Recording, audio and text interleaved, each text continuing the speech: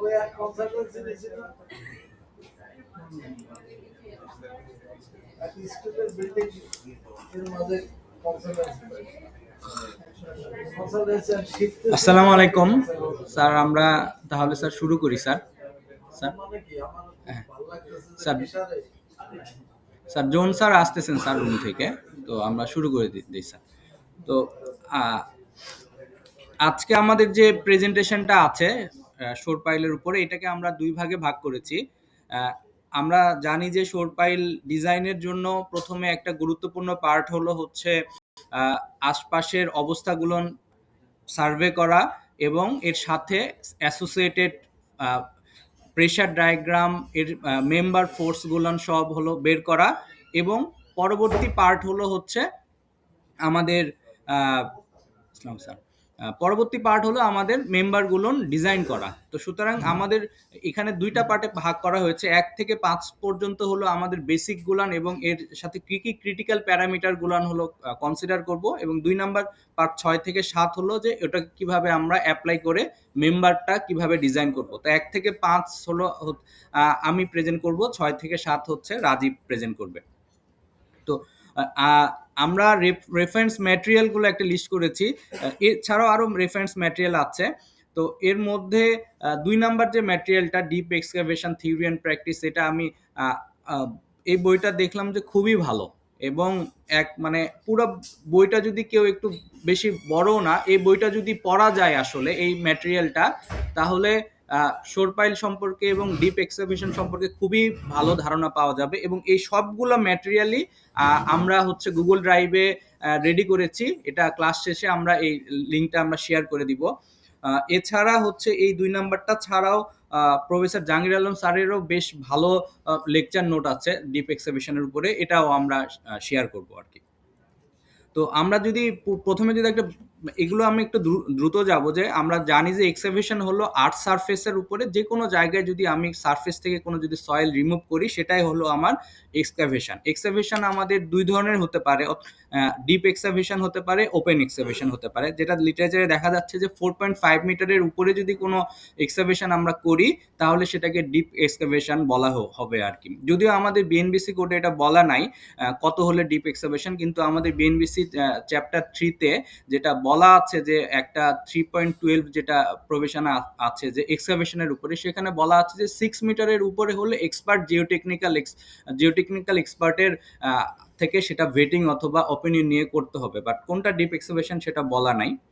আর open excavation তো আমরা যেটা জানি যে উইদাউট এনি প্রোটেকশনে যেটা আমরা করব, ইভেন সেটা স্লোপে হতে পারে, সেটাকে আমরা ওপেন এক্সকাভেশন বলতেছি। না, কিন্তু এটা বিভিন্ন জায়গায় বিভিন্ন লিটারেচারে মধ্যে হয়তো বলতেছে, কোডে ডাইরেক্টলি বলতেছে না যে 4.5 মিটারে হলে ডিপ এক্সকাভেশন কিনা। 6 মিটার হলে তারা একটা রিকমেন্ড করতেছে যে স্যার হচ্ছে এটা এক্সপার্ট জিওটেকনিক্যাল এর কাছে যেতে হবে আর কি। তো আমরা যেটা আমরা না স্যার, আমরা হচ্ছে যে ওই যে লাইসেন্সিং এর এরকম একটা উদ্যোগ নিয়েছিলাম। অ্যাকচুয়ালি হলো যে 2 ডকুমেন্টের বেশি হলে যে টেকনিক্যাল এক্সপার্টদের আছে যে একটা স্বাক্ষর লাগবে বা ইয়ে লাগবে, তাদের একটা হলো ডিটেইল ক্যালকুলেশন লাগবে। জি স্যার।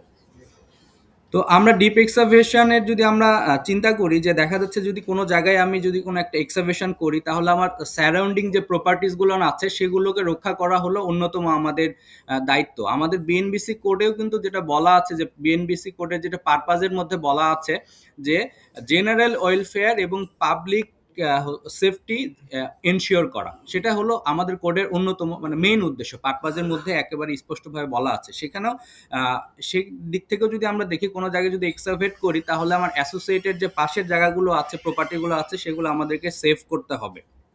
তো যদি আমি না করি, তাহলে দেখা যাবে যে হয়তোবা সেটার ল্যাটারাল ডিসপ্লেসমেন্ট এবং গ্রাউন্ড লসের মাধ্যমে আমার প্রপার্টিগুলো নষ্ট হতে পারে, মানুষের জানমালের ক্ষতি হতে পারে। সেই ক্ষেত্রে আমরা কি করতে পারি, যে আমরা শোর পাইল দিতে পারি, শোর পাইল অথবা এটা অন্য এটার বিভিন্ন ম্যাটেরিয়াল হতে পারে।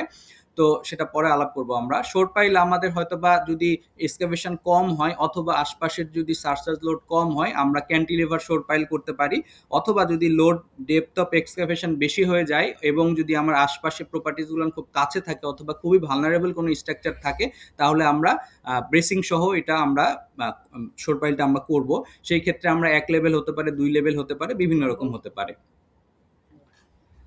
তাহলে যদি আমরা দেখি যে কোথায় কোথায় আসলে আমাদের শোর পাইলগুলো লাগছে অথবা ডিপ এক্সকাভেশন লাগছে, যে যদি আমরা যদি পাশের বাম পাশের ছবিটাতে দেখি, যদি আমরা যদি একটা কোনো বেসমেন্ট করতে যাই অথবা নিচের যদি এই 2 নম্বর ছবিটা এখানে দেখি, যদি কোনো আমরা অনেক সময় গ্যাসের পাইপ অথবা অন্য কোনো ইউটিলিটিসের কারণেও আমরা এক্সকাভেশন করতে হতে পারে, অথবা এই ছবিটা যদি দেখি অনেক সময় টানেল কনস্ট্রাকশনের জন্য আমার এক্সকাভেশন করতে পারি, যদি আমরা বিল্ডিং এরটা নিয়ে এখানে আমরা হয়তো এখানে চিন্তা করছি আর কি।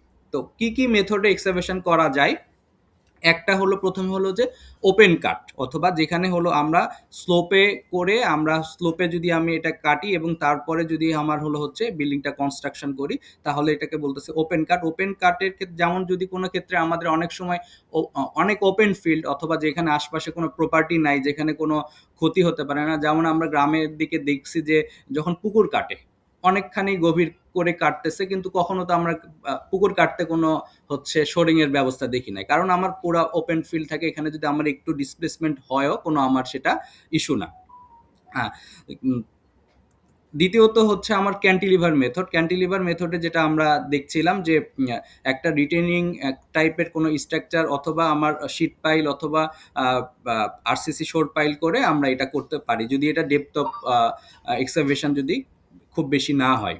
এরপরে আমাদের ব্রেস্ট এক্সকাভেশন। আরেকটা আছে হলো র্যাকার শোরিং। এইটা আমরা পিডাব্লিউডিতে আমি দেখি না এখন পর্যন্ত, বাট এটা খুব পপুলার এই সেন্সে যে র্যাকার শোরিংটা ব্রেসিং ছাড়া করে, কিন্তু অনেক এক্সকাভেশন ডেপথ অফ এক্সকাভেশন বেশি হয়ে গেলেও এটা অ্যাপ্লিকেবল হয়। যখন অনেক বড় জায়গা জুড়ে এক্সকাভেশন করতে হয়, ব্রেসিং এর লেন্থগুলো অনেক বড় বড় হয়ে যায়, তখন কিন্তু সেটা একটু ডিফিকাল্ট হয়ে যায়। স্ট্যাটগুলোর যদি লেন্থ অনেক বড় লাগে সেই ক্ষেত্রে হয়তো র্যাকারের মাধ্যমে এই এটাকে বলতেছে র্যাকার, এটার মাধ্যমে সে হলো কয়েক 2 বেসমেন্ট 3 বেসমেন্ট পর্যন্ত এই মেথডে করা যায়। প্রথমে এইখানে যেটা করে আর কি, প্রথমে উপরের র্যাকারটাকে ইনস্টল করে একটা টেম্পোরারি ফাউন্ডেশনের মাধ্যমে, তারপরে মাটিটা কাটে, মাটি যখন এক্সকাভেট করতে করতে যখন একটু ডেপথে যায় তারপরে আবার দ্বিতীয়টা এভাবে করে র্যাকার শোরিংটা করে আর কি। এই মেথডটাও দেখেছি যে অনেক জায়গায় পপুলার, এবং অনেক সময় আমরা ভেটিং এর যে ড্রয়িংগুলো দেখি তার মধ্যেও 2-1টা জায়গাতে এরকম আমরা প্রাইভেটে আমরা পেয়েছি আর কি। তারপরে যদি আমরা কম্পোনেন্টগুলো দেখি যে কোন কোন কম্পোনেন্টগুলো আমাদেরকে ডিজাইন করতে হবে। স্যার স্যার এটা খুব ঝুঁকিপূর্ণ। স্যার অবশ্যই, কারণ এটা আমাদের যে সয়েল, এই যে টেম্পোরারি ফাউন্ডেশন যেটা দেওয়ার কথা, আমাদের দেশের সয়েলে এই ফাউন্ডেশন দেওয়াটা খুবই ডিফিকাল্ট। ওই ক্যাপাসিটি ফাউন্ডেশন এখানে হচ্ছে, এটা হচ্ছে রকি সয়েল। কিন্তু স্যার যদি ধরেন অনেক 3-4 বিঘার একটা প্রজেক্ট হয় তখন কিন্তু মানে বেসিক দেওয়া কঠিন হয়ে দাঁড়ায় না অনেক সময়। সেটা হতে পারে, কিন্তু তোমার পাশে যদি এরকম কিছু সারচার্জ লোড থাকে, বিল্ডিং থাকে, তাহলে এটা কিন্তু ডিফ্লেকশন হওয়ার সম্ভাবনা আছে। এই যে ফাউন্ডেশনটা একটা ফুটিং 5 ফিট বাই 5 ফিটের ফুটিং ভার্টিক্যালি যে লোড নিতে পারবে, এই কিন্তু উপরের দিকে সয়েলটা হেভিং হয়ে উঠে যাবে। ঠিক আছে, খুবই রিস্কি এটা, তোমার সরে যাওয়ার সম্ভাবনা অনেক বেশি। আমরা স্যার যেটা বললেন আর কি, আমরা পিডাব্লিউডিতে এরকম প্র্যাকটিস মনে হয় করা হয় না, অতীতে হয়েছে কিনা জানি না, আমরা এখানেও এখন পর্যন্ত এটা আমি দেখি নাই আর কি। তো আমরা যদি শোর পাইলগুলোর কম্পোনেন্টগুলো দেখি যে কি কি থাকে, প্রথমে আমার যেটা থাকছে যে একটা পাশ দিয়ে শোর পাইলগুলো আমরা কনস্ট্রাক্ট করি, তারপরে আমাদের যেটা থাকে এর পাশ দিয়ে যে একটা ওয়েল। যদি এরকম হয় যে তোমার একটু সরে গেলে ডিফ্লেকশন হইলে অত ক্ষতির আশঙ্কা নাই, সেই ক্ষেত্রে তুমি সিদ্ধান্ত নিতে পারো, কিন্তু সেখানে ডিফ্লেকশন হচ্ছে প্রিন্সিপাল ক্রাইটেরিয়া, সেই জায়গায় মনে হয়।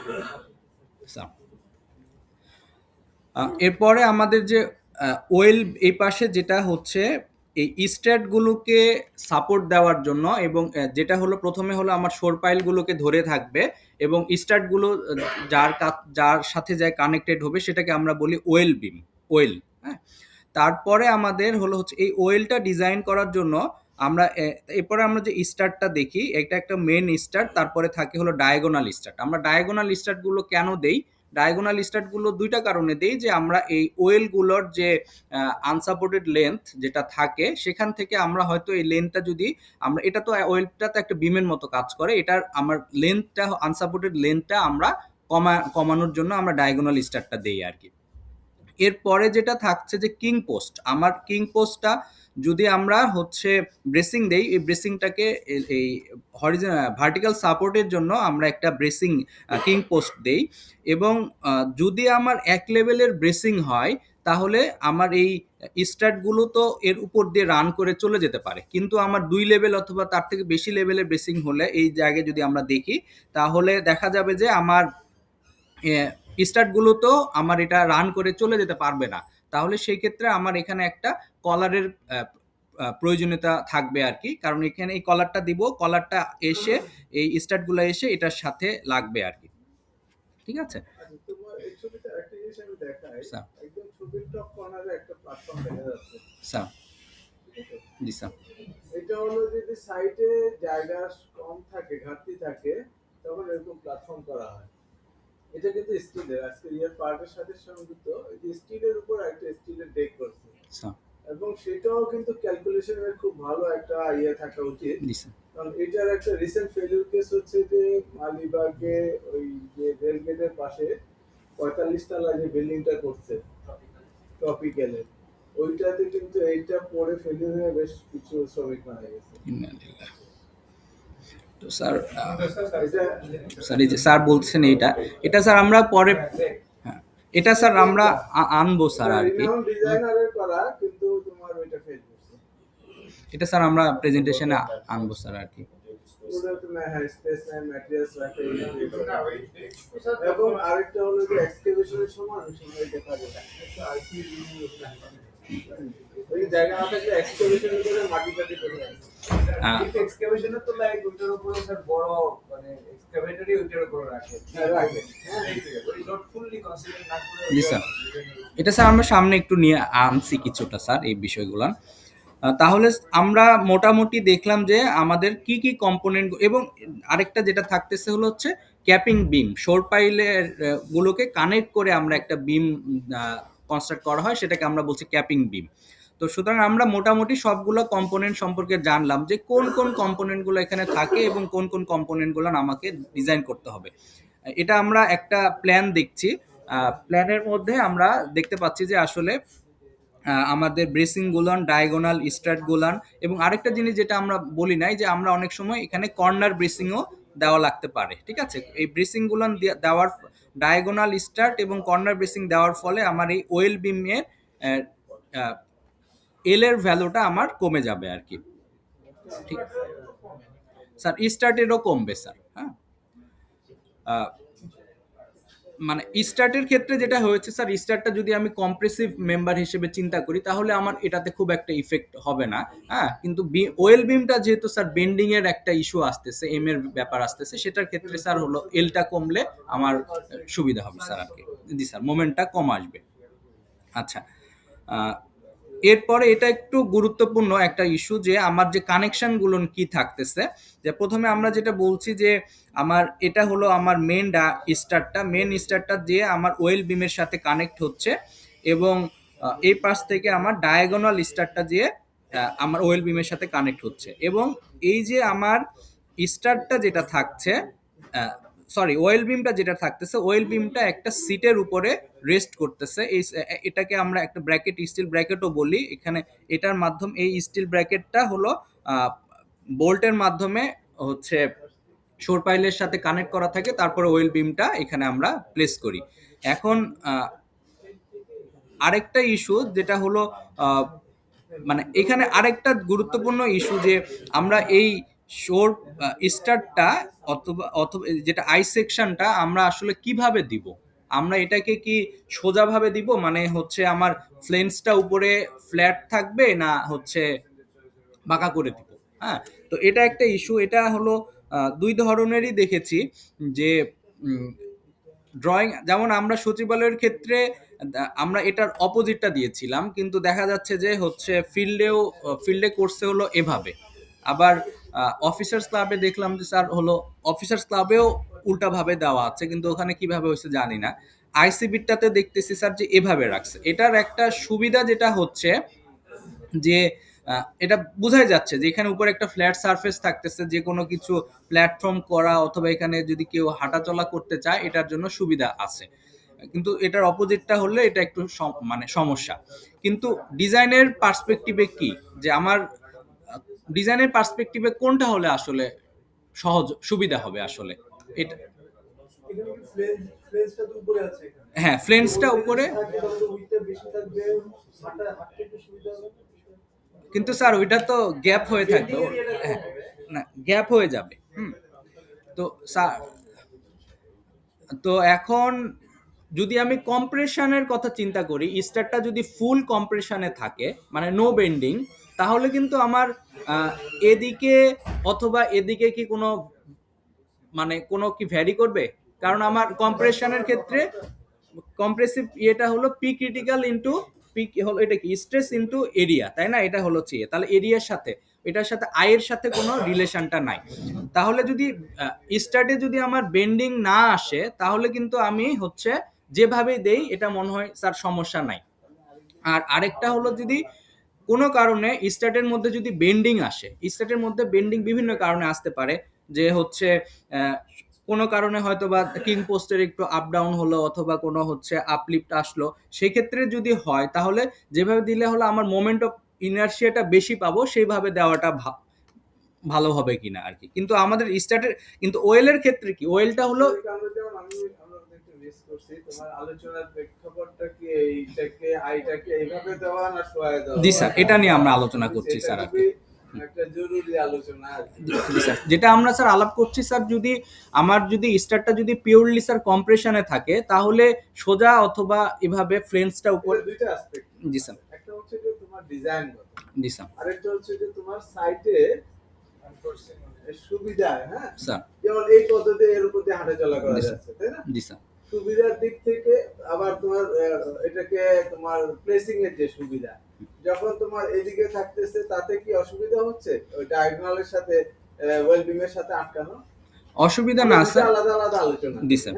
একটা হচ্ছে যে সুবিধার দিক থেকে তোমার কোনটা সুবিধা, তাতে করে যদি তোমার ডিজাইনে একটু বেশি লাগে আমরা না হয় সেটা দিয়ে গেলাম। আগে হচ্ছে যে তোমার সুবিধাটা বেশি কোনটা সুবিধা মনে হয় স্যার? স্টার্টে মনে হচ্ছে স্যার এটা বেশি সুবিধা, কিন্তু ওয়েল বিমে যে, হ্যাঁ ওয়েল বিমে যে স্যার হলো কানেকশনের জন্য মনে হয় একটু ওয়েল বিমের স্যার হচ্ছে ডেপটা একটু বেশি লাগবে আর কি স্যার। সেই ক্ষেত্রে স্যার এইটাকে যদি এভাবে নিয়ে যায়, এটার তো এইদিকে ডেপ যদি বেশি থাকে স্যার, তাহলে ওয়েল বিমের যে স্যার ডেপটা ওয়েল বিমের ফ্লেঞ্জের মধ্যে ইয়েটা বেশি লাগবে। মানে এটাকে বাড়ি দিলে ওয়েল বিমের তোমার হচ্ছে যে ফ্লেঞ্জের ডেপটা বেশি লাগবে, যেহেতু এটার ওয়েবও বেশি, এটার সাথে ম্যাচ করে। টিপিক্যালি হচ্ছে যে কানেকশন স্কেচ দেখাইতে পারলে ভালো হবে স্যার আছে স্যার। টিপিক্যালি হচ্ছে যে ওয়েল বিমের তো যেটা নির্ধারণ হবে সেটা যেখানে ফ্ল্যাঙ্কস থাকবে, আলটিমেটলি আমার স্ট্রাটগুলার ফ্ল্যাঙ্কস ফুল ডেপথ ইনফ্যাক্ট ডেপথ বলি বা ফ্ল্যাঙ্কস বলি ঘুরে দিই তখন ফ্ল্যাঙ্কসের উইথ, আর যদি রেগুলার আমরা বসাই ফ্ল্যাঙ্কস উপরে নিচে, তাহলে আমাদেরকে এটা ডেপথ ওইটা ক্রস করা ডিফিকাল্ট, তখন ডিটেইলিংটা খুব কঠিন হয়ে যায়। আমরা যদি স্টার্টের মাথায় যদি এনপেট লাগাই, তাহলে কি ওইখানে কি তোমার ম্যানেজ করা সম্ভব না? সেইটা দেখি নাই স্যার। ওখানে গিয়ে ডাইরেক্ট মানে আইটেম বেশি হয়ে যায়। আচ্ছা, আইটেম বেশি হয়ে যায়।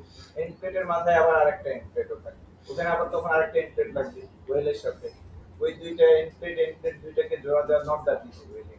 আর্টিক্যালি তো আমরা বোল্টেড করি না, আমাদের প্র্যাকটিসে। আচ্ছা ঠিক আছে স্যার তাহলে জি স্যার স্যার তাহলে স্টার্টের ক্ষেত্রে হয়তো বা দুইটার এটা নিয়ে হচ্ছে আলাপ হতে পারে, কিন্তু ওয়েল বিমের ক্ষেত্রে কিন্তু কোনো কনফিউশন নাই। ওয়েলটা যেহেতু অপশন নাই। কোনো অপশন নাই, যেহেতু এটা এবং এটা ভুল করা যাবে না যে ওয়েল বিমটা অবশ্যই আমার যে এক্সিস এ যেহেতু এই বরাবর বেন্ডিং হচ্ছে পেটের দিকে, সেহেতু আমার হলো হচ্ছে যেভাবে দিলে আমার মোমেন্ট অফ ইনার্সি এটা হলো আমি ম্যাক্সিমাম পাবো। Stress equal to MC over I, I বেশি পেলে আমার স্ট্রেসটা কম আসবে। তো আচ্ছা, এটা একটা বিষয় গেল। আরেকটা ক্রিটিক্যাল বিষয় হলো যে আমার শোর পাইলের উপরে আমি যদি ব্রেসিংটা রান করবে যখন, এই ডিটেলটা কি হবে আর কি। তো যদি আমার এক লেভেলের ব্রেসিং হয়, আমার একটা জিনিস সহজ হয়ে গেল, আমার স্টারটা রান করে চলে গেল। কিন্তু ২ লেভেলের ব্রেসিং হলে আমার হলো হচ্ছে স্টার তো রান করে যেতে পারবে না। তাহলে এখানে ২ টা ইস্যু। তাহলে ১ম ইস্যুটা হলো যদি আমরা আলাপ করি যে একটা রান করে চলে যাচ্ছে তখন ডিটেইলটা কি হবে? এখন ২ টা ডিটেইল আমি পেয়েছি এবং আমরা এই ডিটেইলটা সাধারণত আমাদের ড্রইং থেকে নেওয়া। আমরা এটা এখানে যেটা দেখা যাচ্ছে যে আমরা উপরের ১ম এ আমরা হলো হচ্ছে ২০ মিলি রিবার এটাকে আমরা হলো একটা বেস প্লেটের সাথে ওয়েল্ড করে ২ দিকে নিয়ে আসি। এখানে দেখতেছি যে ৪ টা ২০ মিলি ডাবল বার নিয়ে আসার পরে উপরের কংক্রিট ৪ ফিট হলো আমরা হচ্ছে ফেলাই দিচ্ছি। দেওয়ার পরে এটাকে আমরা বসায় দিচ্ছি। দেওয়ার পরে উপরে ৮ ইঞ্চি একটা হোল থাকে। এটাকে আমরা হচ্ছে উইথ ইউ হুক জি স্যার উইথ ইউ হুক জি স্যার। এখানে যেটা আমরা এই ড্রয়িং এর মধ্যে দেখছি যে এই যে এটাকে এই আটকায় দিয়ে আটকায় তারপরে দিয়ে নিয়ে আসবো। এখন স্যার এর আটকায় দিব মানে হচ্ছে বেস প্লেটটার সাথে আগে আটকায় আগে থেকে রেডি করে নিয়ে এসে সাইটে এসে এর মধ্যে আমি প্লেস করলাম কংক্রিটটা। এটা এটা এটা ইভেন বেসিংটাকে বসানোর আগে আগে বেসিংটাকে বসানোর আগে এই কাজটা আগে করে নিতে হবে। এখন হলো আমরা এই ড্রয়িংটা আসলে দিয়েছি কয়েক জায়গাতেই, কিন্তু ফিল্ডে মনে হয় এভাবে হয় নাই। হ্যাঁ, ফিল্ডে যেটা এক লেভেলের ব্রেসিং। বেস প্লেটের মাঝখানে যে একটা ফুটা আছে সেটা হ্যাঁ জি স্যার, এখানে বেস প্লেটের মাঝখানে একটা ফুটা আছে স্যার, এই যে এখানে এখানে একটা বেস প্লেটের সাইডের ড্রয়িং এ দেখা যাচ্ছে। হ্যাঁ জি স্যার, এখানেও আছে দেখা যাচ্ছে, এখানেও আছে স্যার, এই যে ৮ ইঞ্চি ডায়া হোল ফর কংক্রিট রিকাস্ট। এখন বিষয়টা হচ্ছে যে এই কানেকশনটাও দেখেছি, আবার এই কানেকশনটা হচ্ছে আইসিবি থেকে নেওয়া। তো আইসিবিতে যেটা দেখেছি যে যেটা আসলে বাস্তবে ফিল্ডে হয় মনে হয় এটাই স্যার সহজ আর কি, যেখানে দেখা যাচ্ছে যে এরা যেটা করেছে এখানে শোরপাইলের রডের সাথে একটা প্লেট ওয়েল্ড করে দিয়েছে, ওয়েল্ড করার পরে উপর দিয়ে স্যার স্টারটা রান করছে আর কি। শোরুম পাইলের রডের সাথে জি স্যার, ওদের শুধু রডের মাথা পাচ্ছে তাই তো? শুধু রডের মাথা পাচ্ছে স্যার। বেশি থাকলে বেন্ড করে দেয়, কারণ হ্যাঁ। আলটিমেটলি তো এখানে না দেখা শোরুম যাচ্ছে পাইলের রডের সাথে তোমার এই প্লেটটা ওয়েট করে কিভাবে স্যার এটা আমি জানি না স্যার, এটা হচ্ছে আমি আইসিবি ড্রয়িং এ দেখলাম আর কি।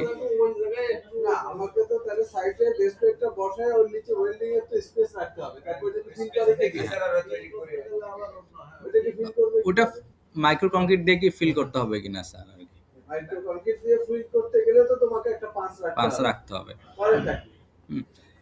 এটা এটা স্যার আমি ড্রয়িং এ দেখছি। আসলে কি স্যার বাস্তবে আমাদের যে কিং পোস্টের উপরে কি মাথাটুকু ভেঙে আগের যে ডিটেলটা দেখলাম স্যার, আমাদের সাইটে কি এটা কি আসলে করে? না, এটা দেখে নাই আমি। কিছু যেটা হয় ওই যে পরে যেটা দেখাইলা, যেটা বললেন স্যার। স্যার, আসলে তলায় গিয়ে যদি ওরকম দেখা যায় যে ওটা গোজা মিল দিয়ে দেয় ভ্যাঙ্গে আসলে কোনো রকমে করে। আর ইউজুয়ালি তো দেখা যাচ্ছে আপনি বেস প্লেট এখানে তুমি যেটা দেখা যায় প্রায় ২ ফিট বাই ২ ফিট, ২.৫ ফিট বাই ২.৫ স্যার। ফিট, এত বড় রেয়ার।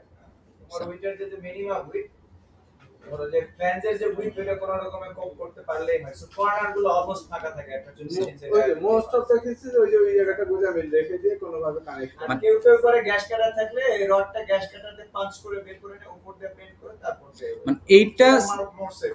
স্যার যেটা মনে হচ্ছে যে কোনো কারণে যদি বেসিংটা প্রেসারে যদি সে আপলিপ অথবা কোনো কিছু না হয় তাহলে প্রবলেমটা হয়তো হবে না, কিন্তু আমাদের আসলে বেশিরভাগই ব্রেসিংগুলো যেগুলো এক্সাইবেশনগুলো আমরা ঢাকাতে যেটা করতেছি আসলে ল্যাটারাল প্রেসারগুলো খুব কম আসে এবং হলো হচ্ছে দেখা যাচ্ছে যে গ্রাউন্ড ওয়াটার লেভেলটা অনেক কম থাকার কারণে যে প্রেসারটা ধরে আমরা ডিজাইন করতেছি ওই প্রেসারটা হয়তো বা আসে না, এই কারণে অনেক ক্ষেত্রে অনেক প্রবলেম যেটা হওয়ার কথা ছিল সেগুলো হয়তো বা রেজ করে না আর কি। হ্যাঁ, আচ্ছা, আরেকটা এই ডিটেলটা হলো হচ্ছে যদি যখন আমার ২ লেভেলের ব্রেসিং থাকতেছে অথবা তার থেকে বেশি শোর পাইলের মধ্যে এসে যখন আমি আমার ২ পাশ থেকে স্টার্ট এসে লাগতেছে তখন আমরা কি করব? তখন আমরা এখানে যেটা দেখতেছি যে আমরা একটা কলার লাগাবো শোর পাইলের গায়ে এটাকে কিভাবে করব, যেটা আমি লিটারেচারে যেটা দেখলাম যে যেটা হচ্ছে আমরা দুইটা এল টাইপ নিয়ে এসে এখানে নিয়ে এসে হচ্ছে এক পাশে একটা এল লাগালাম লাগাই হচ্ছে এটাকে আমরা একটা বক্স করলাম।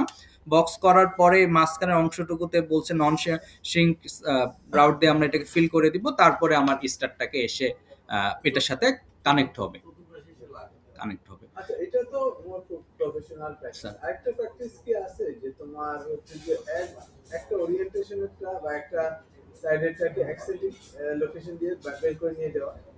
স্যার সেটা যদি হয় Practice আছে স্যার, এককালে কেউ কেউ করছে, কিন্তু এখন আর দেখা যাচ্ছে এখন আর ওটা করে না। আজ মনে হয় আমি তো দেখছিলাম যে এক সাইড দিয়ে বের করে নিয়ে প্রাইস দিয়ে কালারের সাথে যে প্রাইস দিয়ে দেয়। আচ্ছা এককালে দেখা গেছে, কিন্তু এখন আর এটা দেখা যাচ্ছে না। আচ্ছা আমাদের যারা আচ্ছা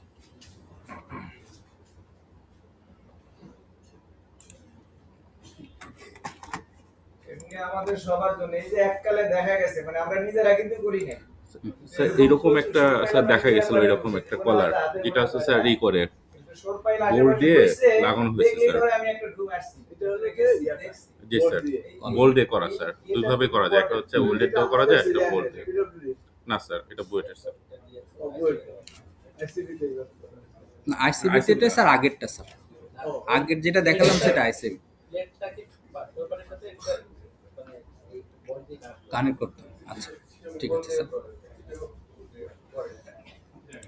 আচ্ছা এই দুটো যেটা ড্রয়িংটা এটা আইসিবি থেকে নিয়েছি স্যার।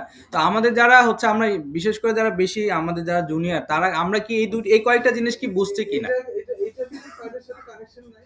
এটা এই ড্রয়িংটাতে কানেকশন থাকার কথা কিন্তু ড্রয়িং এর মধ্যে স্যার দেখায়নি স্যার। আচ্ছা আচ্ছা, এই ড্রয়িং এটা কানেকশন থাকতে হবে? জি স্যার, জি স্যার। থাকতে হবে। এটা কানেকশন স্যার লাইক রাখে, অনেক সময় রাখে না, নিচে থেকে টেস্ট দিয়ে ও আচ্ছা পজিশন করে তারপরে ভিতরে তো ফিল করে দিছে, Fill করে Application-এ দিছে। তখন অলওয়েজ থাকতেছে। আবার পাশ থেকে যখন এসে স্টার্ট লাগবে তখন তো অটোমেটিক্যালি সে তো স্যার হচ্ছে জায়গায় থাকবে। তো আমাদের যারা জুনিয়র আছি আমরা কি এটা কি এই কয়টা জিনিস কি বুঝছি কিনা, যে আমরা এই পর্যন্ত দেখালাম যে কেন শর্ট পাইল ডিপ এক্সকাভেশন লাগছে, কি ধরনের মেথড হতে পারে এবং কানেকশনটা কি, এটা ডিজাইনটা পরে, কিন্তু আগে জাস্ট আমরা কম্পোনেন্ট গুলো কি সবাই বুঝছি তাই না? আচ্ছা তাহলে আমরা একটু সামনের দিকে আগাই, যে এখানে হলো এটা দেখাইছো স্যার। ওই ওয়েল বিমের নিচে যেটা গিয়ে রেস্ট স্যার দেখিয়েছি স্যার ওটা, জি স্যার এই যে এখানে আপনার স্যার এটা আলাপ করেছি স্যার অলরেডি। আচ্ছা এরপরে হলো এটা হলো যে পুরাপুরি একটু সামারি, যে আমার কি কি বিষয় ডিপ এক্সকাভেশনের সময় আমরা কনসিডার করব। 8টা-10টা পয়েন্ট আমাদেরকে অবশ্যই কনসিডার করতে হবে। 1 নাম্বার কথা হলো খুবই ইম্পর্টেন্ট হলো সয়েল ইনভেস্টিগেশন এবং গ্রাউন্ড কন্ডিশন। আমার দুইটা কারণে এটা লাগতেছে, যে সয়েল ইনভেস্টিগেশন লাগবে হলো কি টাইপের সয়েল এটা কিন্তু আমার জানতে হবে, না জানলে আমার কিন্তু হচ্ছে প্রেশারটা আমি ঠিকভাবে ক্যালকুলেট করতে পারবো না। 2 নাম্বার ইস্যু হলো হচ্ছে যে আমার যে এমবেডমেন্ট লেন্থটা এমবেডমেন্ট কার মধ্যে করতেছি, কি টাইপের সয়েলের উপর মধ্যে করতেছি, এটাও খুব ইম্পর্টেন্ট। ঠিক আছে, এটা ডেন্স না লুজ না কি টাইপের সেটা দরকার, এবং কি ক্লে না স্যান্ড না কি টাইপের এটা খুব জরুরি দরকার। আরেকটা হলো যে গ্রাউন্ডের কন্ডিশন এবং ওয়াটার লেভেলটা খুবই ইম্পর্টেন্ট। যে আমাদের প্রায় দেখা যায় যে হচ্ছে সয়েল টেস্ট করলে দেখা যাচ্ছে যে সব ওয়াটার টেবিল হলো উপর থেকে 1 মিটার নিচে অথবা এরকম। তো এটা আসলে এক্সাক্ট জানাটা জরুরি। যদি আমার 2 ধরনের হতে পারে, ওয়াটার টেবিলটা যদি আমার এক্সকাভেশন লেভেলের নিচে হয়ে যায় তাহলে আমি অনেকখানি সেফ থাকি, কিন্তু উপরে যদি হয় তাহলে আমাকে এর সাথে ওয়াটার প্রেশারটা নিতে হবে 1 নাম্বার। আর 2 নাম্বার হলো অনেক সময় দেখা যাচ্ছে যে যদি ক্লেই সয়েল হয় উপরের দিকে হয়তো বা অনেক সময় কি ট্র্যাপড ওয়াটার থাকতে পারে, যেটা ঢাকায় অনেক সময় হয়, হয়তো ওয়াটার টেবিলটা অনেক নিচে কিন্তু ক্লের মধ্যে তো কি পানিটা তো বের হওয়ার সময় অনেক দীর্ঘ সময় লাগে অথবা হয় না। তো এখানে যে ট্র্যাপড ওয়াটারটা থাকে সেটা অনেক সময় প্রেসার দিতে পারে। তো এই জিনিসগুলো আমাদের কনসিডারেশনে রাখতে হবে। তারপরে আমার আর্থ প্রেশারটা ঠিক মতো ক্যালকুলেট করতে হবে। আর্থ প্রেশার নিয়ে একটু পরে দেখাবো। যে শোর পাইলের স্ট্রাকচারাল ক্যাপাসিটি আমাকে ঠিক মতো জানতে হবে, যে শোর পাইলকে আমাকে বেন্ডিং মোমেন্ট, শিয়ার এবং হলো এক্সিয়াল লোডটা যদিও কম কিন্তু বেন্ডিং মোমেন্ট এবং শিয়ারের জন্য তাকে সাফিসিয়েন্ট হতে হবে। এরপরে আমার স্টার্ট এবং ব্রেসিং সিস্টেম, স্টার্টটাকে আমার এক্সিয়াল কম্প্রেশন নিতে হবে, স্টার্টটা আমার যেন বাকলিং ফেলিওর না হয় সেটা করতে হবে, এবং প্রপার কানেকশন আমার হচ্ছে ওয়েলের সাথে যে কানেকশন সেটা আমাকে প্রপারলি ডিজাইন করতে হবে। এরপরে হলো খুবই গুরুত্বপূর্ণ হলো যে এক্সাভেশন সিকোয়েন্স এবং স্টেজ কনস্ট্রাকশন। এক্সাভেশন সিকোয়েন্স না বোঝার কারণে কিন্তু শোর পাইল ফেলিয়ারের ঘটনা আছে, যে কখন আমার হচ্ছে ব্রেসিংটা লাগাতে হবে, কোন পর্যন্ত মাটি কাটতে হবে, এগুলো নিবে কখন। আবার শোর পাইল করার দুইটা ধাপ, একটা হলো ডু প্রসেস, একটা হলো রিডু প্রসেস। ডু প্রসেসের সময় আমরা কি করি, যে ব্রেসিং হচ্ছে ইনস্টল করতে করতে যাই। আবার আনডু প্রসেসের সময় আমরা কি করি, যে ম্যাট অথবা যেটা কাস্টিং করি, তারপরে আমি ব্রেসিং খুলতে খুলতে আসি এবং রিটেনিং ওয়াল করতে থাকি এবং হলো আমার বেসমেন্টের স্ল্যাবগুলো করতে থাকি। একটা প্রতিটা আমার ড্রয়িং এর মধ্যে প্রতিটা স্টেপ বলে দিতে হবে এবং ফিল্ড যেন সেই স্টেপ অনুযায়ী কাজটা করে। খুবই একটা গুরুত্বপূর্ণ হলো যে ডিফ্লেকশন, অ্যালাউয়েবল ডিফ্লেকশন আমার কত, এটা নিয়ে আমরা একটু দেখব। কিন্তু আমার ডিফ্লেকশনটা মাথায় রাখতে হবে, আশপাশের সয়েল যে অ্যাডজাসেন্ট স্ট্রাকচার আছে কিনা সেটা অবশ্যই আমরা শোর পাইল করার আগে অবশ্যই আমরা হচ্ছে সাইট থেকে ফিল্ড অফিস থেকে আমরা নিয়ে নিব যে আমার আশপাশে কি আছে, কত দূরে আছে, তার ডেপথ অফ ফুটিং কত, এটা অবশ্যই আমরা নিয়ে নিব। কি টাইপের স্ট্রাকচার, যেমন আমরা সচিবালয় করার সময় আমরা যেটা করেছিলাম, সচিবালয়ের পাশেই হলো আমাদের 4 তলা পুরাতন প্রায় 1940 সালের একটা ব্রিক মেশিনারি বিল্ডিং ছিল।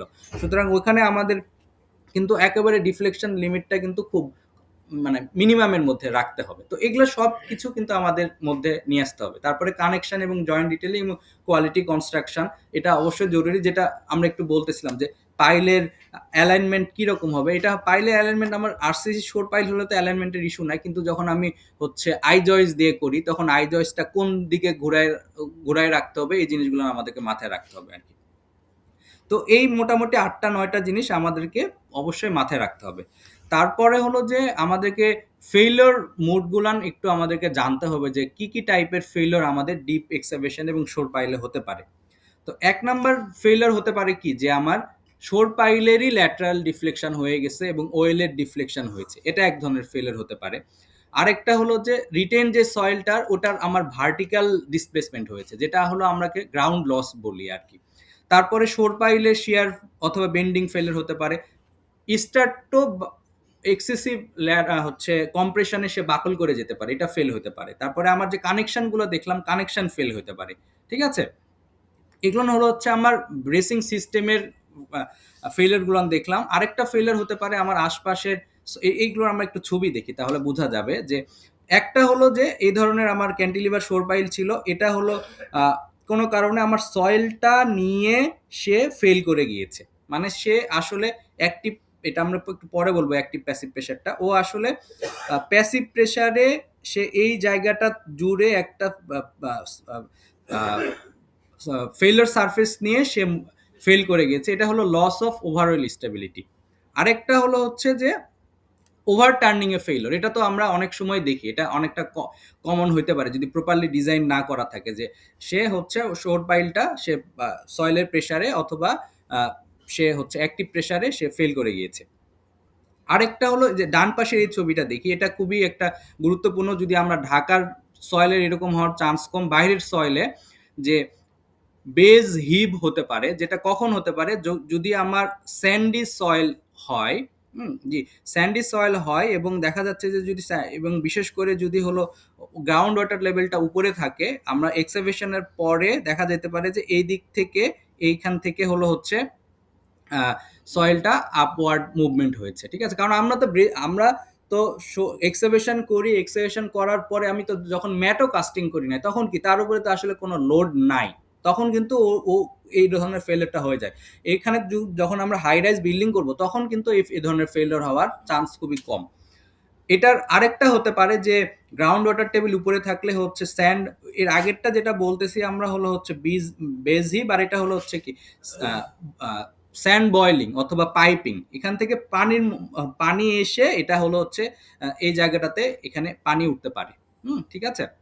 এটা বেশিরভাগই সময় যখন লুজ স্যান্ড থাকে এইটা হওয়ার সম্ভাবনা আছে। আর যদি ক্লেই সয়েল হয়, ক্লেই সয়েল হলেও এই ধরনের ফেলিওরের মানে ক্লে সয়েল হলে পানি ওঠার চান্সটা কম, কিন্তু আমার বেজ হিপটা হওয়ার চান্স আছে। তো আমরা কি মোটামুটি ফেলিওর গুলান কি কি হতে পারে এগুলো আমরা কি একটু বুঝতে পারলাম আর কি। এরপরের যেটা হলো স্টেজ কনস্ট্রাকশন, এটা খুবই গুরুত্বপূর্ণ। যে আমরা প্রতিটা স্টেজ স্টেজ যখন কনস্ট্রাকশন করব, আমার প্রতিটা স্টেজ আমার হচ্ছে অ্যানালাইসিস করতে হবে। যদি এই ছবিটার মধ্যে আমরা যদি দেখি যে প্রথমে কি আমি শোর পাইল ইনস্টল করলাম, শোর পাইল আমরা কাস্টিং করলাম, কাটার পরে আমরা কি করব, উপরে আমরা মাটি কিছু দূর আমরা এক্সকাভেট করলাম, তারপরে আমরা একটা ব্রেসিং লাগালাম। তাহলে যে কিছু দূর আমরা মাটি কাটলাম, এটা তো কি উপরের অংশটুকু কি হিসেবে থাকলো, এখনো ব্রেসিং লাগাইনি, তাহলে কি আমার ক্যান্টি হয়ে থাকলো। তাহলে এই স্টেজটা আমাকে অ্যানালাইসিস করতে হবে। তারপরে আমি ব্রেসিংটা লাগালাম, তারপরে একটা স্টেপ পর্যন্ত আমি কি করলাম, মাটি কাটলাম। তাহলে কি এটা একটা আমাকে অ্যানালাইসিস করতে হবে।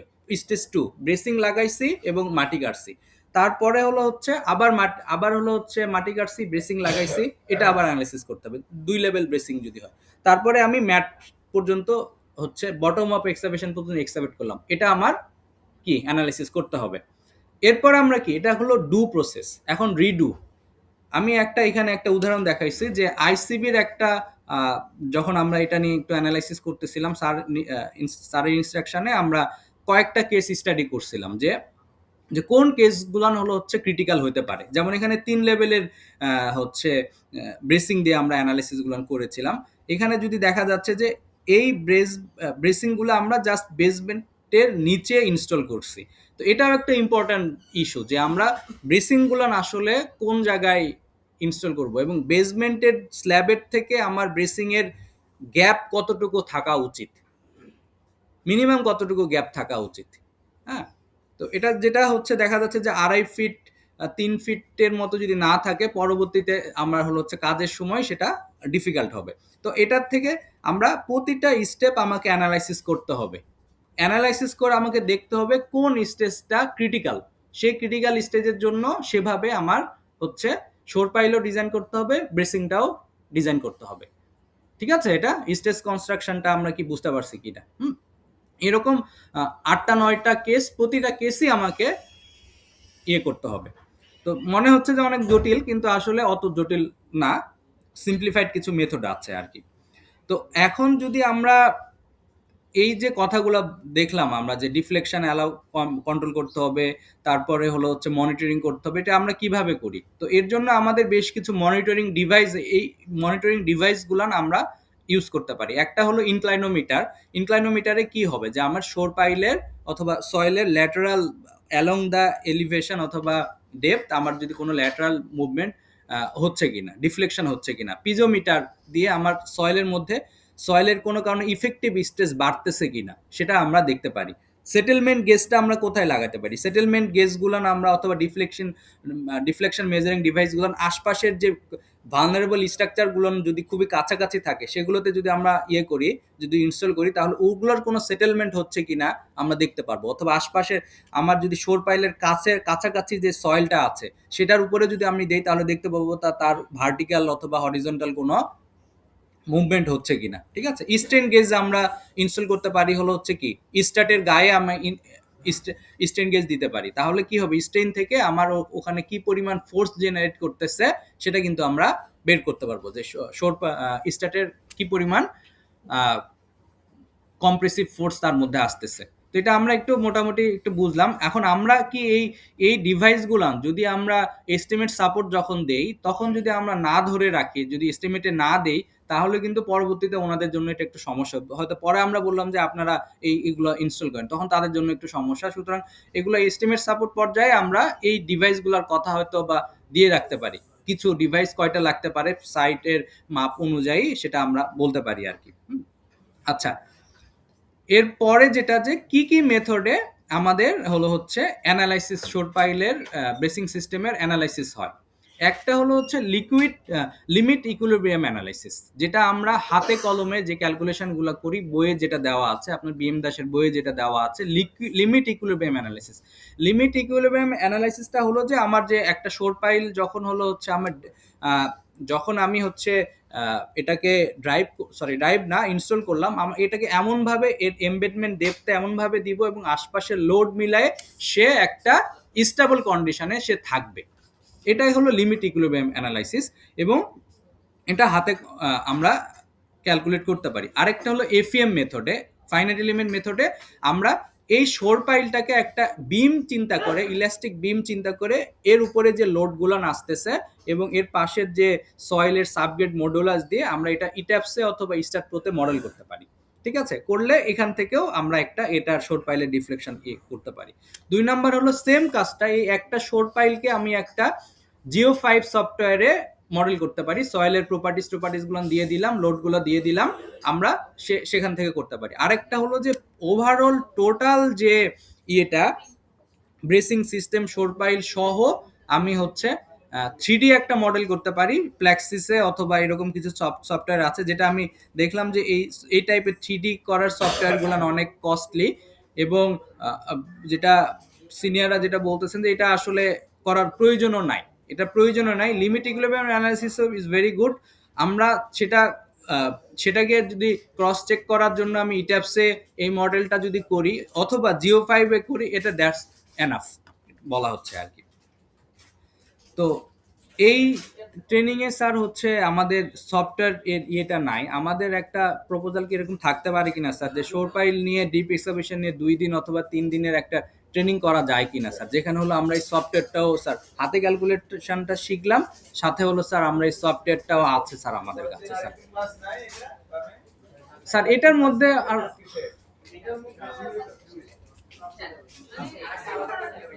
আরেকদিন ক্লাসে এটা সফটওয়্যারে দেখাই দাও স্ট্যাটিস্টিক কনস্ট্যান্ট ফাংশন বের করা, তারপর একটা হলো দেখা। আচ্ছা, তো টাকা নাই, ফ্রি ক্লাস করুন না। ওইটা স্যার একটু বড় ক্লাস হোক স্যার, একটা আলাদা জুনিয়রদের সবার একটা দাবি ছিল স্যার, এটার সাথে একটা 2 দিন অথবা 3 দিনের আরেক দিনও হবে। ইউজ করে শিখাবা জিও5 না স্যার, জিও5টা করলে ভালো হয় স্যার। স্যার এরপরে যেটা যে আমাদের ঢাকার মধ্যে এই জিনিসটা কম ফেস করি, যে পানি হয়তোবা ঢাকার যেটা মেইনল্যান্ডের মধ্যে আমার শোর পাইল করলেও দেখা যাচ্ছে পানি আসার প্রবলেমটা রিলেটিভলি কম আসে কিছু, যেটা হয়তোবা হ্যান্ডেল করা যায়, কিন্তু ঢাকার বাইরে যেখানে গ্রাউন্ড ওয়াটার টেবিল অনেক উপরে থাকবে, সেখানে 2 লেভেলের ব্রেসিং 2-3 বেসমেন্ট যদি করতে যায় অথবা ইভেন এক বেসমেন্টে করতে যায়, পানি আসার প্রবলেমটা কিন্তু অনেক বেশি হতে পারে। সেই ক্ষেত্রে আমরা আসলে কিভাবে ওয়াটার টাইট করা যেতে পারে সেই ধরনের কয়েকটা মেথড আছে। শীট পাইল একটা মেথড, আরেকটা হলো জেট গ্রাউটিং করা, এগুলো আমরা ছবির মাধ্যমে যদি দেখি, যে একটা হলো শীট পাইল করলে যেটা একেবারে সুবিধা হলো যে আমার এটা মোটামুটি ভালো মতো ওয়াটার টাইট করা যায়। কিন্তু শীট পাইলের একটা প্রবলেম হলো যে শীট পাইলের এইটা হলো হচ্ছে, কিন্তু শীট পাইলটা হলো অনেকখানি ফ্লেক্সিবল, তাই না? শীট পাইলটা অনেক ফ্লেক্সিবল। এই ক্ষেত্রে ওই যে আমরা আগের যে ফেলিওরগুলো দেখলাম, যে স্যান্ড বয়েলিং অথবা বেজ হিপ যেগুলো প্রবলেম হয়, ওই টাইপের যদি প্রবলেম থাকে তাহলে লিটারেচারে বলছে যে আমার এমবেডমেন্ট ডেপথটা বাড়াই দিতে হবে, যেন ওই ফ্লো নেটটা যেন অনেক বড় হয়। হ্যাঁ, তো সেটা করতে গেলে যদি ওই দিক থেকে প্রেশার আসে, বলতেছে যে বইয়ে পড়ে দেখলাম যে বলছে যে সেই ক্ষেত্রে আমার শীট পাইলটা একটু রিলেটিভলি খারাপ, যে যদি এরকম প্রেশার যদি পাশ থেকে বেশি আসে, কারণ সেই ক্ষেত্রে কি হবে যে আমার এটা থিকনেসগুলো বড় দিতে হবে সেটাকে। তো সেটা যদি সেটার থেকে আরসিসি শোর পাইলের যেহেতু স্টিফনেস অনেক বেশি এবং অনেকখানি রিজিড হিসেবে কাজ করে, সেটা হচ্ছে আমাদের জন্য একটু সহজ। এবং আরেকটা জিনিস, শীট পাইলের ক্ষেত্রে কিন্তু যেহেতু ফ্লেক্সিবল ওয়াল, আমাদের যে এরপরে দেখবো যে কিছু আমাদের অ্যাপারেন্ট প্রেশার ডায়াগ্রামের কিছু সহজ উপায় বলে দিয়েছে, ওগুলার ক্ষেত্রে কিন্তু ওগুলার কন্ডিশন বলছে ওগুলো হলো রিজিড ওয়ালের ক্ষেত্রে অ্যাপ্লিকেবল, হ্যাঁ, ফ্লেক্সিবল ওয়ালের ক্ষেত্রে অ্যাপ্লিকেবল না। তো যাই হোক, শীট পাইল দিয়ে আমরা পানি ওয়াটার প্রুফ করতে পারি। 2 নাম্বার হলো যে আমাদের যে আরসিসি শোর পাইলগুলো করি, এটার মধ্যে যদি আমি কন্টিনিউয়াসলি ভাবে টাচ করে দিতে পারি, অথবা যদি আরেকটা হলো, এটা খুব ইন্টারেস্টিং, যে সেকেন্ড পাইলটা হলো যে আমি প্রথমে আমি একটা আনরিনফোর্সড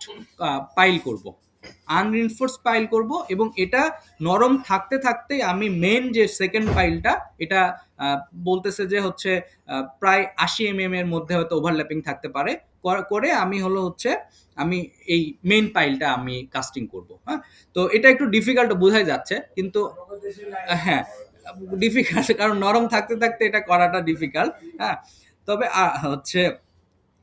যেটা স্যার একটু আগে আলাপ করতেছিলাম যে ওয়াটার টাইট করার জন্য শীট পাইলটা স্যার সবচেয়ে ভালো, কিন্তু শীট পাইলের স্যার একটা প্রবলেম হলো স্যার, শীট পাইল যেহেতু ফ্লেক্সিবল হওয়ার কারণে যখন আমার স্যার যে বেজ হিপ অথবা স্যার ওই যে স্যান্ড বয়েলিং টাইপের প্রবলেমগুলো থাকে, সেখানে ওগুলোর সলিউশন বলছে স্যার যে আমার এমবেডমেন্ট ডেপটা বাড়ায় দিতে হবে, লুজ লেয়ারটাকে পার করে দিতে হবে, অথবা তার যে ফ্লো নেটটার পাথটাকে বাড়ায় দিতে হবে। সেই ক্ষেত্রে হচ্ছে শীট পাইল খারাপ বলতেছে একটু, কারণ শীট পাইলের ক্ষেত্রে সেই ক্ষেত্রে প্রেশার অনেক বেশি চলে আসলে ও হচ্ছে অনেক থিকনেস ডিমান্ড করবে, ওয়েট বেড়ে যাবে, কস্টলি হবে। আর আরেকটা জিনিস স্যার হলো হচ্ছে যেটা আলাপ করছিলাম আমরা, যে হ্যাঁ, আমাদের যে অ্যাপারেন্ট প্রেশার। আমি একটা জিনিস তোমাকে বলি যে তোমার এই যে শর্ট ফাইল ডিজাইন সংক্রান্ত যে কনসিডারেশন গুলো আছে সেটার জন্য একটা চেক লিস্ট করতে পারো কিনা, কারণ সবগুলোর মধ্যেই ভালো আছে আবার চ্যালেঞ্জিং পার্টও আছে, তাই না? তো যেখানে তোমার ভালো সয়েল আছে শীট ফাইল দেওয়াটা জরুরি, সেটা দেওয়া যেতে পারে। এটা চেক লিস্ট থাকলে হবে কি যে ঠিক আছে আমার এইটা ওকে, তাহলে আমি এই কনসিডারেশনে দেখা যাচ্ছে যে এখানে শীট ফাইলটা ওকে হচ্ছে না, কাজে আমাকে বিকল্প মেথডটা ভাবতে হবে, এবং এই ভাবনা কিন্তু তোমার ভাবতে হবে টেন্ডারের আগে, তাই না? যদি একটা চেকলিস্ট যদি তুমি অনেক স্টাডি করছো একটা চেকলিস্ট বানাইতে পারো তাহলে ভালো হয়। Thank you sir. শীট ফাইলের আরেকটা জিনিস দেখা যাচ্ছে যে শীট ফাইল ড্রাইভে বেশি শীট ফাইল কিন্তু সব জায়গায় তুমি ড্রাইভ করা চাইলেই কক্সবাজারে একদম ওই যে পাহাড়ের মধ্যে গিভিং স্যান্ড সেখানে কিন্তু তোমার জন্য ড্রাইভ করা ঢাকা শহরে আশেপাশে স্ট্রাকচার থাকতে দুই রকম ভাঙাচোরা চারতলা ইভেন সরকারি থাকে, শীতকালের জন্য যে হাইড্রো হ্যামার চালাইতে হয় ওই হাইড্রো হ্যামারের ইফেক্টে দেখা যাচ্ছে আশেপাশে আরো দুই একটা বিল্ডিং ক্র্যাক করে গেছে, তো জরিমানা দেওয়া লাগতেছে শীতকালে জানা। আর আমরা শোর পাইলের স্পেসিং গুলোর আসলে কত দিব, লিটারেচারে যেটা দেখা যাচ্ছে যে যদি আমি এইরকম 1 থেকে 2D এর মধ্যে যদি রাখি, তাহলে আমার এখানে একটা হচ্ছে আর্চিং ইফেক্ট হয় সয়েলের, আর্চিং ইফেক্টের কারণে এই সয়েলটা ও মোটামুটি রিটেইন করে যায়, এর মধ্যে দিয়ে চলে আসার সম্ভাবনা কম, রিলেটিভলি কম বলতেছে আর কি। তো আমরা সাধারণত তো এর মধ্যে রাখি, আমরা যদি 24 ইঞ্চি ড্যাশবোর্ড পাইল হয় সেন্টার টু সেন্টার স্পেসিং কত দেই, 30 অথবা হচ্ছে 36 ম্যাক্সিমাম, এর বেশি তো আমরা আসলে দেই না, ঠিক আছে? স্যান্ডি সয়েল হয় তখন একটু ক্লে হলে তো সেটা কোহেশন অটোমেটিকলি ইয়ে থাকবে আর কি স্যার। বেসিক্যালি ফিকশন স্যার আরেকটা মেথড স্যার হলো হচ্ছে ওয়াটার টাইট করার জন্য, এই মেথডটাও লিটারেচারে পাওয়া যায়, যে জেট গ্রাউটিং, দুটো শোর পাইলের মাঝে আরেকটা হচ্ছে আমার এরকম ছোট সাইজের পাইল করা আর কি। এটা বোধহয় বাংলাদেশে করে আমাদের জেট গ্রাউটিংটা মনে হয় স্যার এটা স্যার এটা হলো যে সবচেয়ে হলো হ্যান্ডি স্যার, আমাদের জন্য এটা সবচেয়ে হ্যান্ডি, যেগুলো আমরা যা সেটা হচ্ছে আমাদের হচ্ছে যে ওই একটু পিছনে জায়গা রাখতে হবে। আমরা তো অনেক সময় হলো যে শর্ট ফাইলটাকে প্রপার্টি লাইন ঘেঁষে দিই, এটা আমাদের একটু সামনে আগে এটা আরেকটা ওয়ে, আরেকটা হলো তুমি নেক্সট যেটা বললা বাংলা মেথড, ওটা সবচেয়ে বেশি ইউজ হয়। আচ্ছা পরের মেথডটা যেটা শর্ট ক্রিটিং, হ্যাঁ, তো শর্ট ক্রিটিংটা যেটা হয়েছে কি যে আমরা এর গায়ে হলো হচ্ছে আমরা ওয়্যার মেশ দিয়ে হচ্ছে আমার ওই জায়গায় হলো একটা মাইক্রো কংক্রিটিং, ওটা হচ্ছে কংক্রিটিং করে দেওয়া, হ্যাঁ জি স্যার, এটা আমরা সাধারণ ড্রয়িং এর মধ্যে স্যার আমরা এটাই দেই, প্লাস্টার করে দেওয়া, এক্স্যাক্টলি প্লাস্টার করে দেয়। এবং এই ক্ষেত্রে কি আমাদের স্যার উইফল তো রাখা উচিত স্যার? হ্যাঁ, উইফল রাখতে হবে এবং পানি আসলে সেটাকে ডিওয়াটারিং করতে হবে। ওই পোলের মাথা দিয়ে শুধু পানি আসতেছে না আর কিছু আসতেছে খেয়াল রাখতে হবে এক্স্যাক্টলি। মানে একটু সবাই আমরা একটু খেয়াল করি, স্যার যেটা বলতেছে এখানে খুব ভালো ডিসকাশন হচ্ছে, স্যাররাই খালি মানে স্যাররা তো এগুলো জানেন, স্যাররাই কিন্তু আসলে আমাদের যারা জুনিয়র আছে তাদের জন্যই ডিসকাশনটা করতেছেন, যে পানি যদি আমার হচ্ছে উইফুল রাখলাম কিন্তু পানি আসতেছে, আমরা পানি আসতেছে খালি পানিই খেয়াল করব না আরো কিছু খেয়াল করব? হ্যাঁ, যার হলো হচ্ছে চোখ ভালো সে দেখবে যে পানির সাথে ম্যাটেরিয়াল আসতেছে, তার মানে ওই পাশ থেকে কিন্তু হচ্ছে ম্যাটেরিয়াল লুজ হচ্ছে, গ্রাউন্ড লস হচ্ছে, তাহলে ওই পাশে কিন্তু সেটেলমেন্ট হয়ে যাওয়ার সম্ভাবনা আছে। হ্যাঁ, শোর পাইল কিন্তু সেটেল নাও করতে পারে, কিন্তু পাশের যে ফাউন্ডেশনের বিল্ডিং এর ফাউন্ডেশনের নিচ থেকে মাটি সরে আসতেছে কিনা সেটা কিন্তু একটা ইন্ডিকেশন। বেসিং সব অ্যাজ ইট ইজ থাকতে পারে কিন্তু পাশে বিল্ডিং বসে পাশে বিল্ডিং বসে গেছে, তো এটাই। আচ্ছা আচ্ছা, শোর পাইলের ক্লিয়ার কভার নিয়ে তো আমরা জানি যে শোর পাইল তো আমার একটা টেম্পোরারি স্ট্রাকচার, এরপরে যখন আমার রিটেনিং ওয়াল হয়ে যাচ্ছে অথবা এরপরে যখন আমার বেসমেন্ট গুলো স্ল্যাব হয়ে যাচ্ছে তখন শোর পাইলের ইফেক্টিভনেসটা আর ততটা প্রয়োজন নাই, এই জন্য শোর পাইলের আমার ক্লিয়ার কভার হচ্ছে আমরা কত দেই? হ্যাঁ এই জায়গায় একটা আলোচনা হলো রিটেনিং ওয়ালের ডিজাইন কি হওয়া উচিত।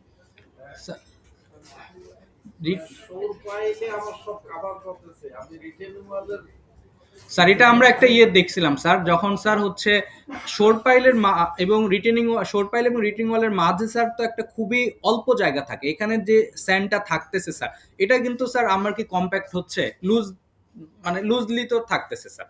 ও কিন্তু স্যার হচ্ছে শোর পাইল ডিফ্লেক্ট না করলে ওর গাহারে কিন্তু ওই রকম প্রেসার আসবে না। সুতরাং আমরা যে প্রেসার, যদি শোর পাইল না থাকলে যে প্রেসার ধরে ডিজাইন করি, এটা মনে হয় স্যার একটু ওইটা না ধরে ডিজাইন করলেও হবে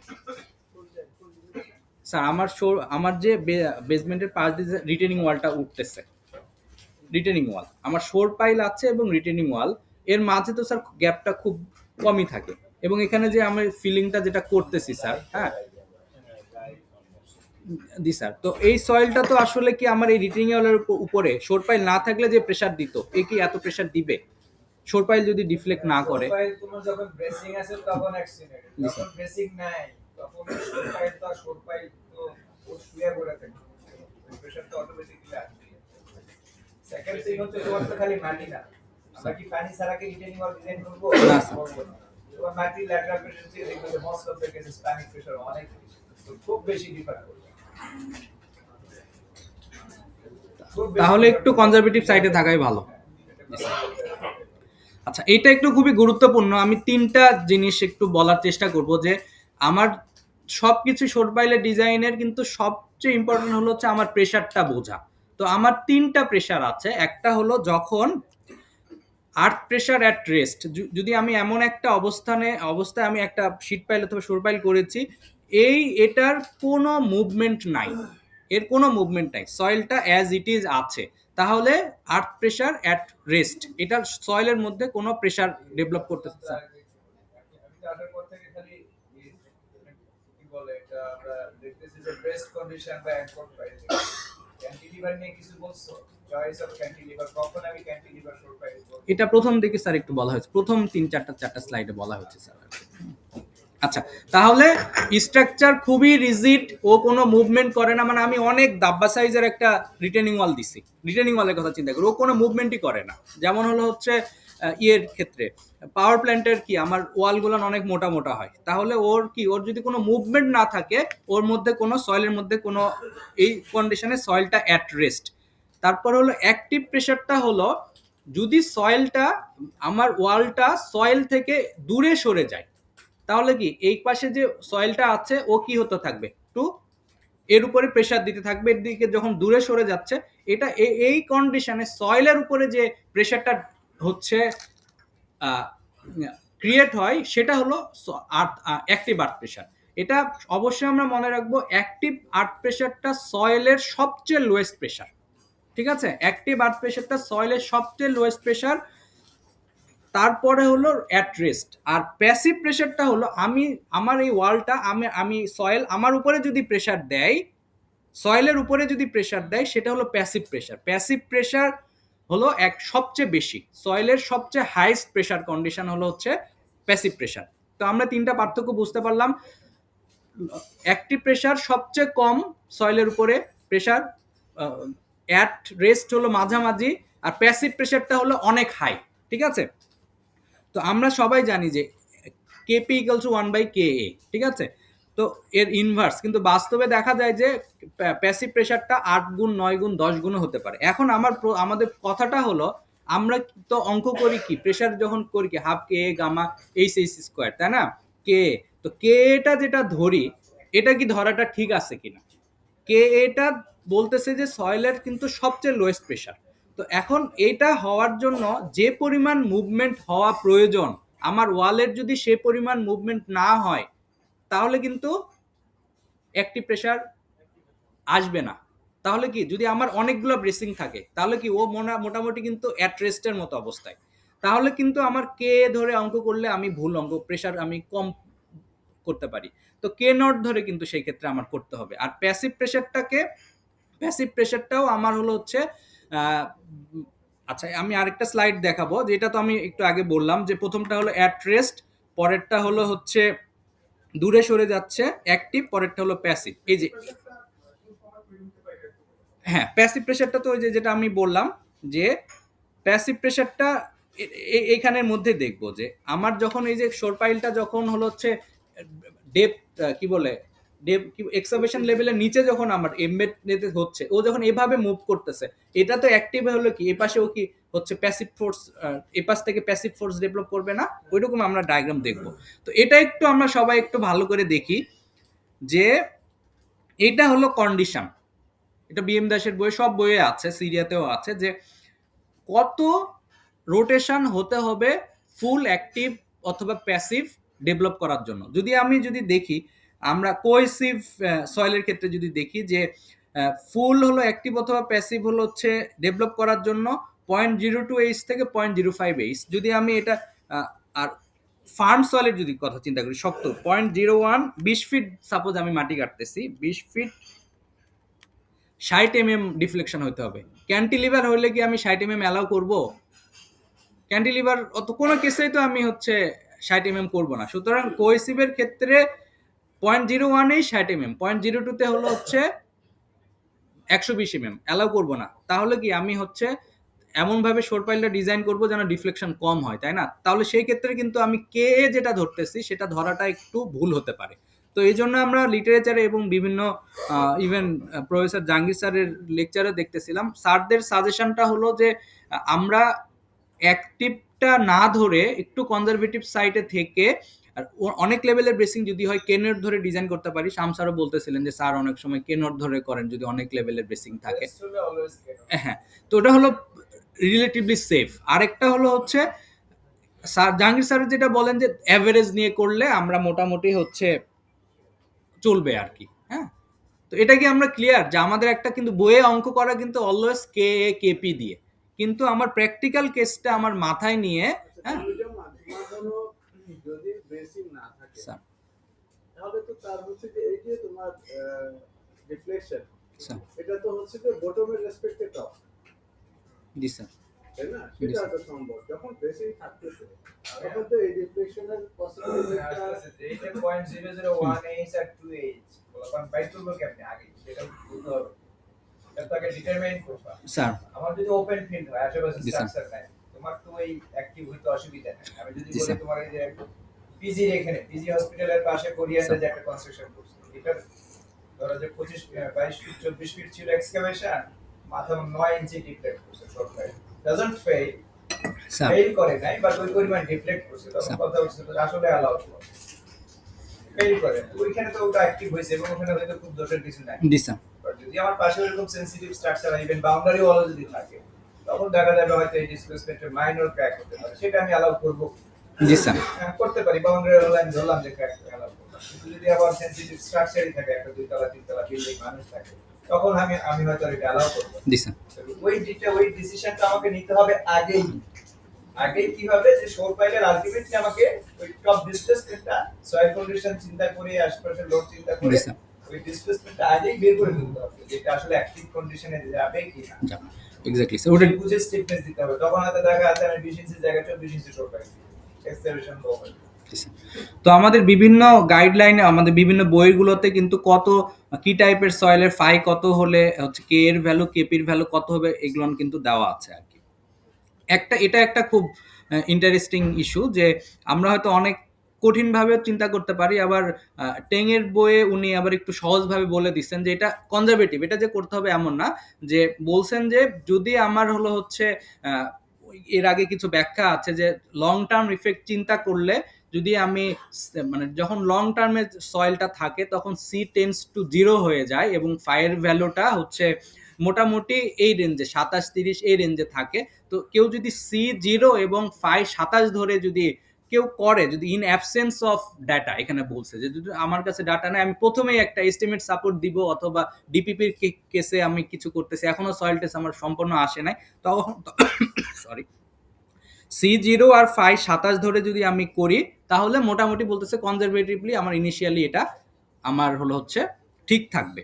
তো এটা এখানে আরেকটা আমি ট্র্যাক করব স্যার, যেটা আমি স্যার, বলতেছিলাম যে সি আসলে আমরা কোথাও ধরবো কিনা সেটা একটা কথা। ওখানে অনেক ধরো দিয়ে আছে, তো অ্যাস্ট্রোতে ক্লিয়ারলি বলা আছে সি আলটিমেটলি ইভেন যদি তোমার কোহেসিভ সয়েল হয়ও করে, এইটার এই কোহেশনটা হলো যে নেগলেক্ট করতে হবে। নেগলেক্ট করাটা সেফ আছে, কারণ এই ক্লেটা হয়তো খুবই অল্প বিস্তর পানির কাছে হয়তো ভিতরে ফিশার থাকে, তখন সে শেয়ারে লস করে, Exactly. তাদের এটা আর কাজ করে না। এক্স্যাক্টলি। যে কারণে সি ভ্যালুটা এটা কনসিডারেশন হলো এই জায়গাও উপরেও বলা আছে হ্যাঁ, এই কথাগুলো এর ভিতরে আছে।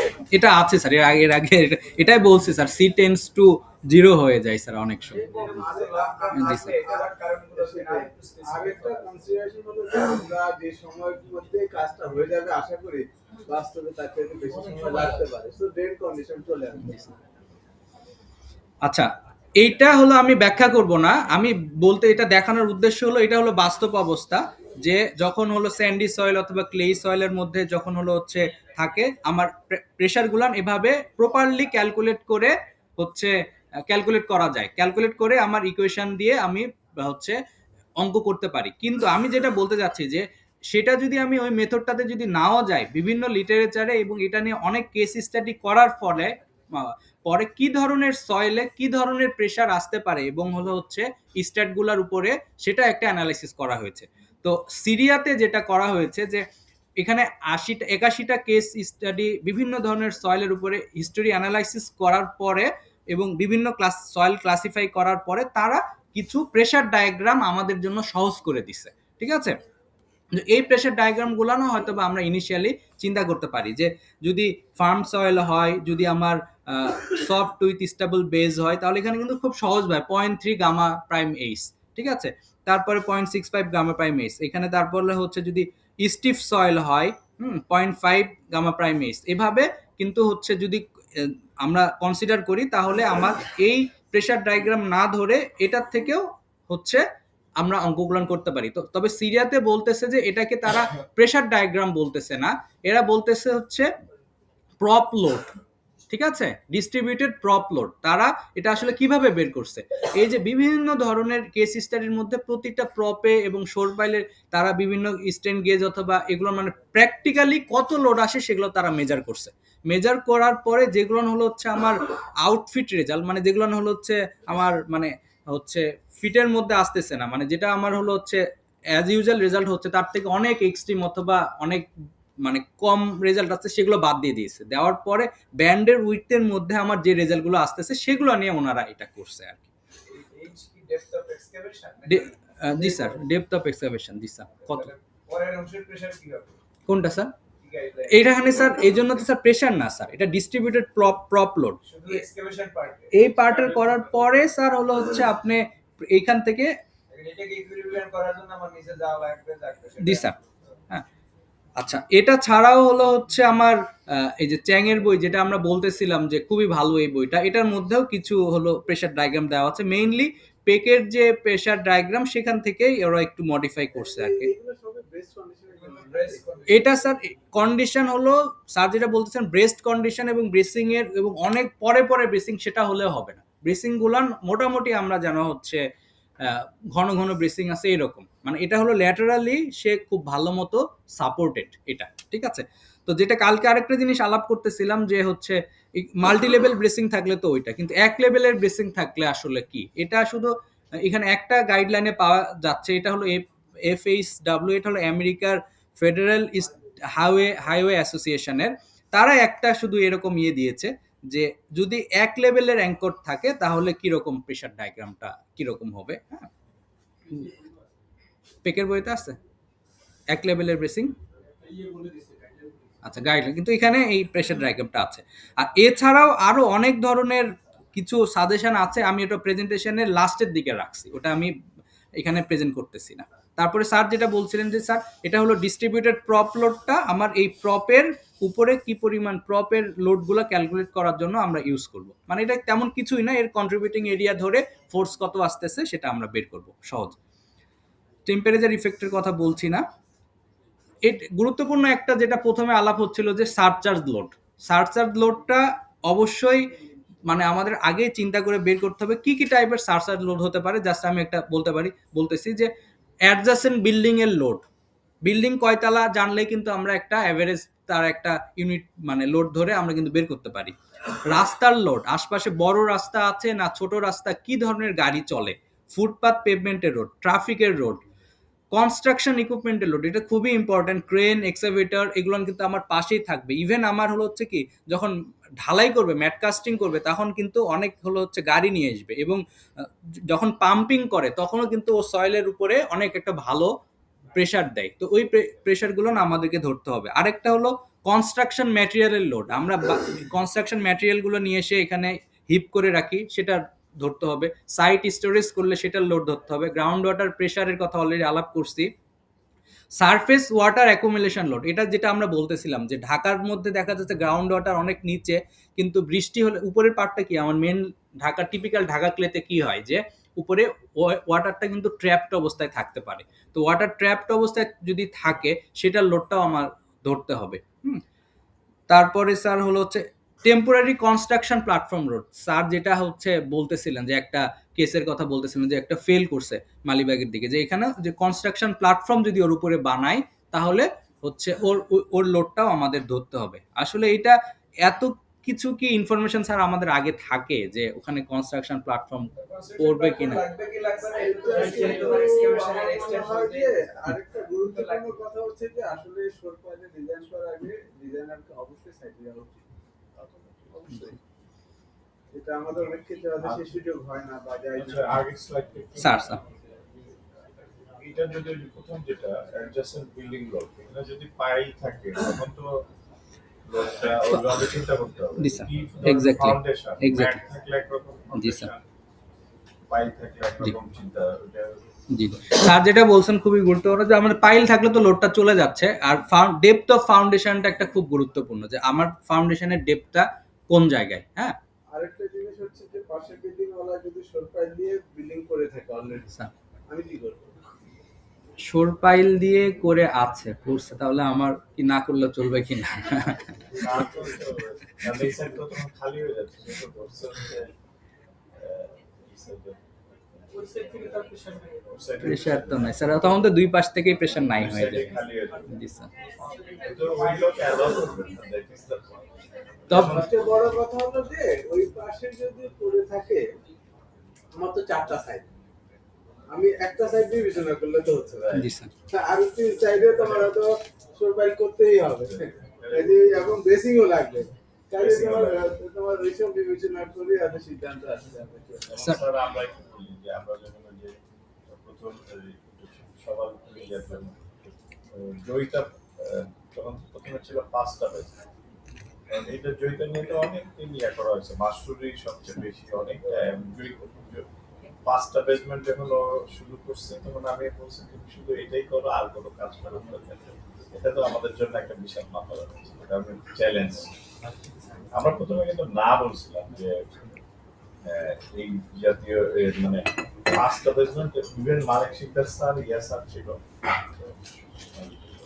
মালিক শিকদার স্যার, রাজেক স্যার, ওনারাও কিন্তু না বলছিল। তারপরে আর্কিটেকচার চ্যালেঞ্জের কারণে আমাদের তখন ওই জায়গায় যে ঠিক আছে আমরা যেহেতু ওরা বলছে আপনারা করতে পারবেন কিনা, কারণ আমরা পিছিয়ে আসি, যদিও এটা পরে অনেক বড় বড় চ্যালেঞ্জ এর সম্মুখীন হইতেছে। এই সমস্ত ইস্যুগুলো সমস্ত কিছুই তখন কনসিডারে নেওয়া লাগছে এবং আসছে ফেজ ওয়াইজ। প্রথমে হয়তো আমরা ওভাবে চিন্তাই করিনি, কিন্তু দেখা গেছে যখন কাজ করতে শুরু করছি, প্রতি স্টেজে এই জিনিসগুলো সবগুলাই ওয়ান আফটার অ্যানাদার। ইভেন পরে তো লাস্টে যেটা ঘটলো যে মানে এমন এত সিরিয়াস হয়ে গেল যে শেষের দিকে যখন মানে এগুলো সবগুলাই যখন চিন্তার মধ্যে এসে আমরা মোটামুটি একটা স্টেজে নিয়ে আসছি, তখন দেখা গেছে যে পাশের বাড়ি অনেক ইনফ্লুয়েন্সিয়াল ব্যক্তি, সে একদম সরাসরি মন্ত্রীর মাধ্যমে ওইটাকে অফ করছে, যে হাইয়েস্ট যে তো ওই জিনিসটা তাদের জন্য একটা যে রিস্কি, যে তারা চিন্তা করছে যে আমার আসলেও তো বিষয়টা তাই, যে তার বিল্ডিং এ 1 বিঘা একটা জমি, তার তৈরি করা একটা বিল্ডিং আছে যে 20 তলা একটা বিল্ডিং, সেই জায়গায় সে রিস্কটা কতটুকু নিবে বা সেই ওই জায়গাটুকু কতটুকু কনফিডেন্স আমাদের উপর রাখতে পারবে, সেটা অবশ্যই একটা ওই বিল্ডিং এ আসলে হয়েছে যে 5টা বেসমেন্টের চাইতে বেশি ঝামেলাটা ছিল split level, slab level, split level. মানে হচ্ছে যে ওইটা তো পরে একই লেভেল ছিল না। একই লেভেলে ছিল না।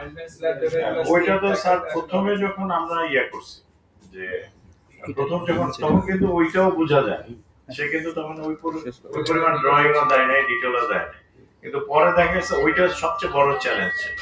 এবং আর একটা বিষয় ছিল যে পাশে লেক ছিল, তখন ওই জিনিসগুলো প্রথমে কিন্তু ওই জিনিসগুলো সব কনসিডারেশনে আসেনি, পরে দেখা গেছে যে এগুলো সব একটা একটা করে আসতেছে না বিষয়গুলা, ওই চ্যালেঞ্জ গুলা ফেজ ওয়াইজ সব। কাজেই সাইটের কন্ডিশন গুলা আলটিমেটলি যে কোনো ইয়ার ক্ষেত্রে সাইটের ইয়েগুলা সবগুলাই আসলে আমলে নিতে হবে।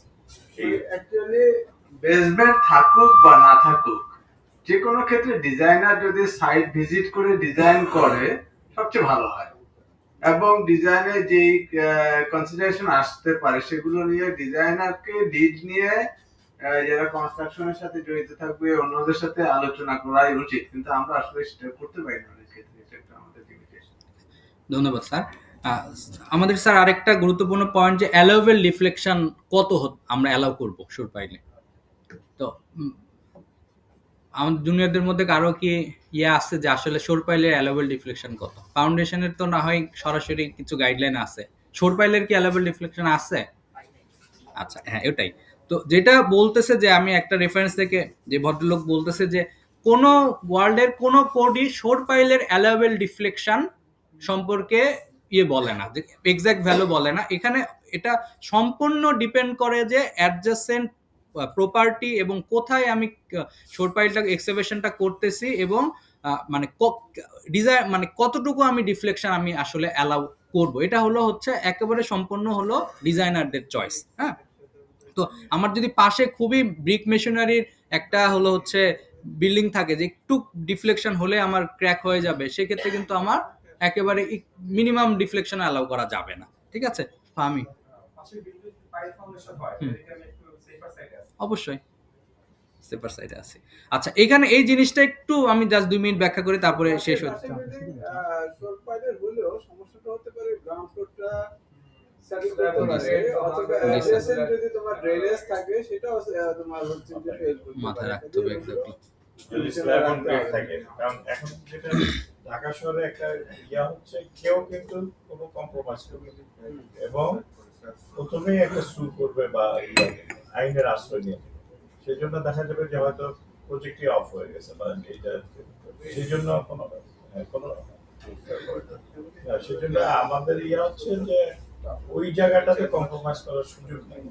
ইউজুয়ালি আমরা যে স্টার্টগুলোর তো যেখানে প্রেসিং থাকে সেখানে আসলে আহামারি ডিফ্লেকশন হওয়ার চান্স ইজ ভেরি ভেরি কম। মানে ইলাস্টিক শর্টেনিং এর পরিমাণটা এত কম, সেটা আসলে আশেপাশে রেডিয়াস স্ট্রাকচারের জন্য মানে ডেট্রিমেন্টাল হওয়ার চান্স অলমোস্ট ক্যান্সেল। যেখানে আমরা ক্যান্টিলিভার শর্ট পাই ওই জায়গায় ভেরি সেন্সিটিভ।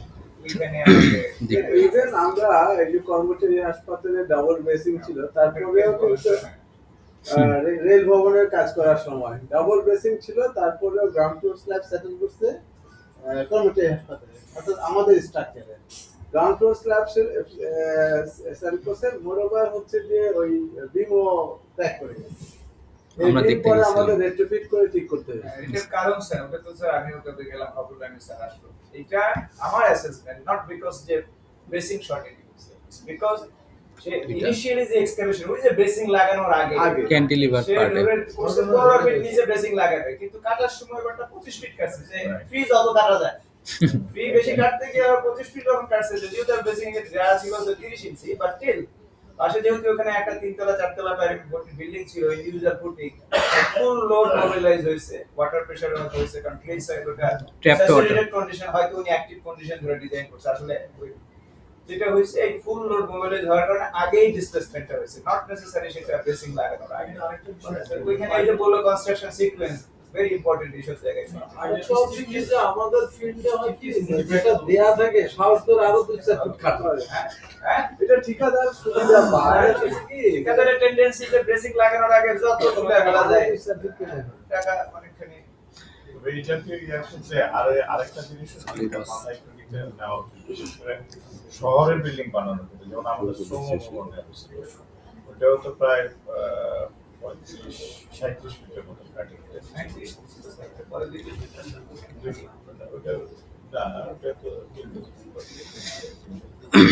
ওইটার যেটা ছিল হলো যে কাটিং ডেপথ অনেক বেশি হওয়ার কারণে দেখা গেল এক পর্যায়ে এক হচ্ছে ওই যে উপরে আসলে ইয়া দেওয়াটা খুব ইম্পর্টেন্ট। এক হচ্ছে ড্রেনেজের ট্রিপল দেওয়াটা, এক হচ্ছে ড্রেনেজের বিষয় তো অবশ্যই এটা মাথায় নিতে হবে যে বৃষ্টির পানি। আর 2 নম্বর হচ্ছে আশেপাশের বিল্ডিং থেকে যখন দেখা যায় যে অনেক কাটিং হয়ে গেছে, একদম সিরিয়াস কমপ্লেন তারাও দেয়। আবার এক পর্যায়ে ওখানে এটাও দেখা গেল যে শ্রমিকরা সব বললো যে আমরা আর কাটবো না, কারণ তারা ভয় পাওয়া শুরু করলো যে বিল্ডিং করে না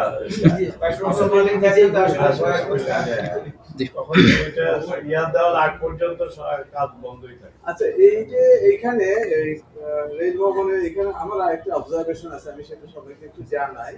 একটু তুমি কি একটা ড্রয়িং দেখাইতে পারবা যে ইয়ার সাথে এই যে স্টার্ট এসে যে নিশ্চয়ই একটু জি স্যার, প্রথম দিকে স্যার।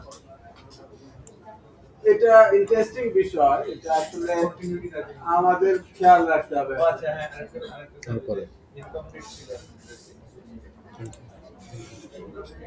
অথবা এটা এটা কি হবে স্যার? এটা না তুমি এটা। সেকশন দেখাও যে এটা স্যার। এইটা, হ্যাঁ এটা দেখাতে পারো। এই যে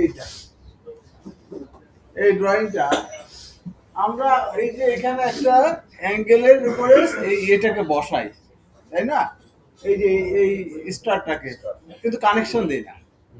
তো যখন এটা এই যে শর্টপালটাকে ডিফ্লেক্ট করে, এটা যেহেতু ফ্রি থাকে, এটা সে কিন্তু মুভ করে উপরে উঠে যাওয়ার তার টেন্ডেন্সি থাকে।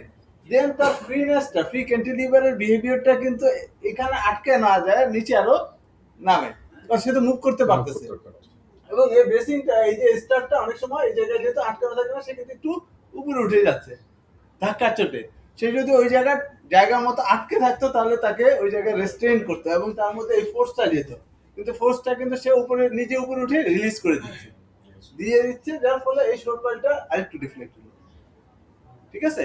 কাজে এই যে অ্যাঙ্গেলটা আছে, যে সিট, আমি সিটের উপর শুধু বসায় রাখবো না, তার সাথে কানেক্ট করে দিব, অথবা আমি শর্টপালের সাথে এটাকে আটকে দিব, যাতে করে সে মুভ না করতে পারে।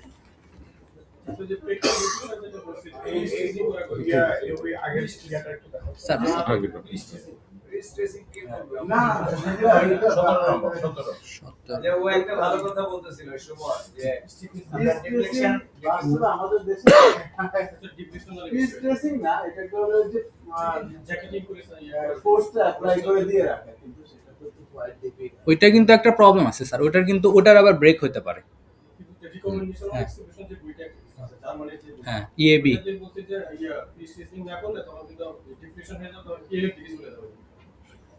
না, তুমি ধরো যে এই জিনিস, ইভেন আমরা বেসিং দিলেও বেসিং ঠিকঠাক মতো কিন্তু ঠিকাদার পারে না আমাদের দেশে।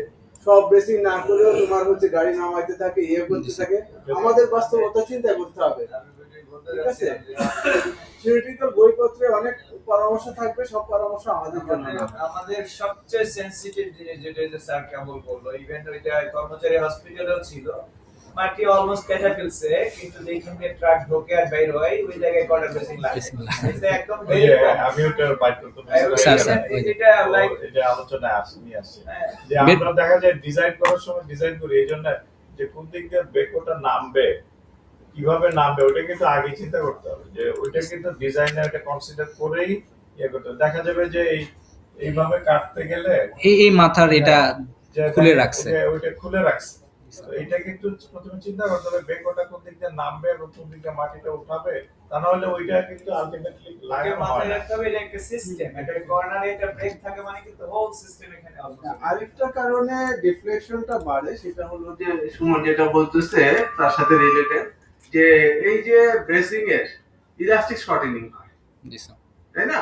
এবং এই ইলাস্টিক শর্টেনিংটা হলো যে ব্রেসিংটা যত লম্বা হবে, তাই ইলাস্টিক শর্টেনিং ততই হবে, ততই হচ্ছে শর্টপালের আর একটু বেন্ড করার সরে আসা। Yes, sir, এটা আমরা হচ্ছে- এই বিষয়গুলো সব মাথায় রাখতে হবে। এই জন্য আমি বলতেছি যে একটা চেক লিস্ট হলে ভালো হয়, যে আমার কনসিডারেশন গুলো যদি সে একসাথে দেওয়ার আগে ইয়ে করতে পারে। আর সবচেয়ে বড় কথা হচ্ছে যে ওই ম্যাটটা ঢালাই হওয়ার আগ পর্যন্ত আল্লাহ আল্লাহ করেই যেতে হবে, সেটা স্যার যেটা বলতেছিলেন যে টেম্পারেচার ইফেক্ট, এটা এখানে এই দেওয়া আছে। ডিজাইনারকে করে চিঠি লাগে। এক বছর কোন আনসিন সমস্যা চলে আসতে পারে বলাই যায় না। আমাদের যেসব ফিল্ডে যে সমস্যা যেগুলো দেখা যায়, এগুলো একটু কি আমাদের এই ডিজাইনার চার্জ আছে এভরিথিং ঠিক আছে, কিন্তু কন্ট্রাক্টর তার সুবিধার জন্য এমন কিছু কাজ করে বসে আছে, জয়েন্ট ঠিক মতো ওয়েল্ডিং করে নাই। তোমার হচ্ছে যে বরিশাল ক্যান্সার হাসপাতালে তোমার এই ওয়েল্ডিং ছুটে গেছে, এত জোরে ছুটে বাস্ট করছে ধাম করে, প্রায় 1 কিলোমিটার দূর থেকে লোকজন শুনতে পাইছে। আমরা যখন কল করে গেলাম, আমার সাথে বলে লিঞ্চ হয়েছিল নাকি, আমি লিঞ্চ সালাউদ্দিন হেলথে ছিল, গেলাম, অনেক দূরের লোকজন তারা বর্ণনা দিচ্ছে যে এত জোরে ফেটে গেছে, এটা মানে কি না কি হয়ে গেছে। সো আমার এভরিথিং ঠিক থাকতে পারে, কিন্তু তোমার হচ্ছে যে ঠিকাদার গাফিলতির কারণে অন্য সমস্যা হয়ে গেছে। স্যার এই কর্মচারীতে কি স্যার এরকমও হতে পারে কিনা স্যার, যে আমরা এখানে দুই ধরনের, মানে যখন একটা ক্যান্টিলিভারের ক্ষেত্রে দেখি যে একটা হরিজন্টাল রিফ্লেকশন যখন হয় তার সাথে একটা রিলেশন করে ভার্টিক্যাল একটা ডিসপ্লেসমেন্ট হয়, যেটাকে গ্রাউন্ড লস বলে। এটার একটা রিলেশন দেওয়া আছে যে ভার্টিক্যালটা 1.3 থেকে 2H পর্যন্ত হতে পারে, অনেক বেশি কিন্তু। আর যদি ব্রেস্ট থাকে তাহলেও কিন্তু এরকম হয়। আমরা স্যার কর্মচারীতে যখন দেখতে গেছিলাম স্যার, আমরা স্যার সাইড থেকে দাঁড়ায় দেখি স্যার ওর পেটটা একটু ফুলে গেছে মনে হচ্ছিল স্যার, চোখের দেখাতেই দেখা যাচ্ছিল স্যার। তো এখানে যেটা আমরা দেখতে পাচ্ছি যে এখানে যদি এইখানে এই ডেল H2 পরিমাণ ডিফ্লেকশন হয়, তাহলে গ্রাউন্ডেও তার ডেল V2 পরিমাণ সেটেলমেন্ট হতে পারে, এবং এটা হলো তার 60 থেকে 80% পর্যন্ত ডিফ্লেকশন হতে পারে। এখানে যদি হচ্ছে 25 mm হয়, এখানে 20 mm এর মতো ডিফ্লেকশন হতে পারে। তো এইখানেও মানে সর পাইলে পেটের দিকে, উপরের দিকে ব্রেস্ট থাকলেও পেটের দিকে ফুলে গেলেও গ্রাউন্ড লসের তার একটা সম্ভাবনা আছে। তো এরকম এই যে মোরম্যানের উনি হচ্ছে অনেকগুলান কেস স্টাডি, প্রায় 150 কেস স্টাডি করে দেখাইছেন কোন ধরনের সয়েলে আসলে কি ধরনের ডিফ্লেকশন হতে পারে। তারপরে যেহেতু অ্যালাউবেল ডিফ্লেকশন কোনো জায়গায় দেওয়া নাই, সেহেতু মানে একটা জায়গায় যে বিল্ডিং ডিপার্টমেন্ট অফ হংকং তারা একটা গাইডলাইন দিচ্ছে যে আসলে কি হলে কি করা উচিত। তো ওনারা বলতেছেন যে যদি 12 mm গ্রাউন্ড সেটেলমেন্ট যদি হয়, তাহলে আমাদেরকে প্রথমে অ্যালার্ট হইতে হবে। অ্যালার্ট মানে কি, এখানে বলা আছে যে মনিটর, আমার আরো এক্সটেন্সিভ মনিটরিং করতে হবে, ঠিক আছে, নাম্বার অফ চেক পয়েন্ট বাড়াইতে হবে। যদি 18 mm যদি গ্রাউন্ড সেটেলমেন্ট হয়, তাহলে আমাকে মানে আমার এই ডিজাইনটাই ঠিক আছে কিনা, অথবা আমাকে অ্যাডিশনাল কিছু করতে হবে কিনা, আমাকে তখনই চিন্তা করতে হবে। আর যদি 25 mm গ্রাউন্ড সেটেলমেন্ট হয়ে যায়, তাহলে আমাকে কাজ বন্ধ করতে হবে। তো ওনারা একটা এরকম, এটা হংকং এ তাদের হলো হচ্ছে একটা রিকমেন্ডেশন আর কি। বিল্ডিং টিল্টিং এর ক্ষেত্রেও তারা একটা বলছে যে 1000 হলে অ্যালার্ট, 175 হলে অ্যালার্ম এন্ড অ্যাকশন। তো সুতরাং আমাদের অ্যালাউবেল ডিফ্লেকশনের টোটাল সরাসরি কোনো জায়গায় আমাদের নাই। তারপরে হচ্ছে আমাদের সোর্সেস অফ গ্রাউন্ড মুভমেন্ট, এটা আমি বলতেছি না, আমি জাস্ট একটা জিনিস দেখাচ্ছি যে আমাদের বিএনবিসি তে যেটা এক্সেভেশন নিয়ে একটা চ্যাপ্টার আছে 312, হ্যাঁ, এক্সেভেশন নিয়ে। এখানে আসলে এক্সেভেশন সংক্রান্ত হলো হচ্ছে কোনো নির্দিষ্ট এখানে কি কি সেফটি সেগুলো নিয়ে শুধু বলা আছে, ডিজাইন অথবা এই রিলেটেড কোনো কিছু বলা নাই, এবং খুব বেশি গাইডলাইন ডিফ্লেকশন রিলেটেডও কিছু বলা নাই। তবে এখানে একটা ইন্টারেস্টিং কথা বলছে যে কারো বাসার 300 mm এর মধ্যে ফাউন্ডেশনের নিচে হলো হচ্ছে এক্সাভেশন করা যাবে না, এরকম একটা কথা বলছে। এই যেখানে excavation for any purpose shall not extend within 300 mm under any footing or foundation unless such footing or foundation is properly underpin or protected against settlement and beforehand. মানে না, এটা আসলে মানে অ্যাপ্লিকেবল না। আমরা যদি প্রপার শোরিং করে করতে পারি তাহলে তো করতে সমস্যাটাই। হ্যাঁ হ্যাঁ, আমরা হয় না যে একটা ওয়াটার ফুটিং আগে করে ফেলছি, পরে আমরা ওয়াটার রিজার্ভার করতেছি। প্রত্যেকে মাটি কাটতে কি কি করি আমরা, ফুটিং এর নিচে যাওয়ার দরকার হলে করে না। হ্যাঁ, আমরা কি বলি, ভাই তুমি ফুটিং এর বেজের নিচে যাও, সেই লিমিট ধরো আরো 300 করতে পারবে। তো এটাই আর কি। তো আমাদের এক্সেভেশন রিলেটেড বিএনবিসি তে শুধু এতটুকুই আছে। এটা বলে আমি আমার পার্টটুকু শেষ করতেছি। আসসালামু আলাইকুম। এখন জি আছে তো পাওয়ার ডিফ্লেকশনের জন্য ওই যে এখানে প্রেজেন্ট, এই যে গ্রাউন্ড মুভমেন্ট, এখানে অনেকগুলা রিফ্লেকশন ক্যালকুলেট করবা কেমনে? মানে এটা ডিফিকাল্ট, আমার মডেল করে থেকে এটা হলো সবচেয়ে সহজ, কিন্তু এছাড়া সিরিয়ার বইয়ে তো কিছু যেটা ওই যে 05 বা এই জাতীয় সফটওয়্যার ছাড়া আসলে রিফ্লেকশন স্যার ইট্যাপসেও স্যার প্রপারলি মডেল করতে পারলে সম্ভব স্যার, এবং 80-90% অ্যাকুরেটলি আসে স্যার। ছাড়া ভেরি ডিফিকাল্ট আর কি, তোমার সয়েল মডেলিং ছাড়া, তাই না? সয়েল স্ট্রিং মডেল ছাড়া এটা বের করার কোনো সুযোগ নেই। এখন বাকি পার্টটুকু রাজীব তার ডিজাইন পার্টটুকু শেষ করবেন।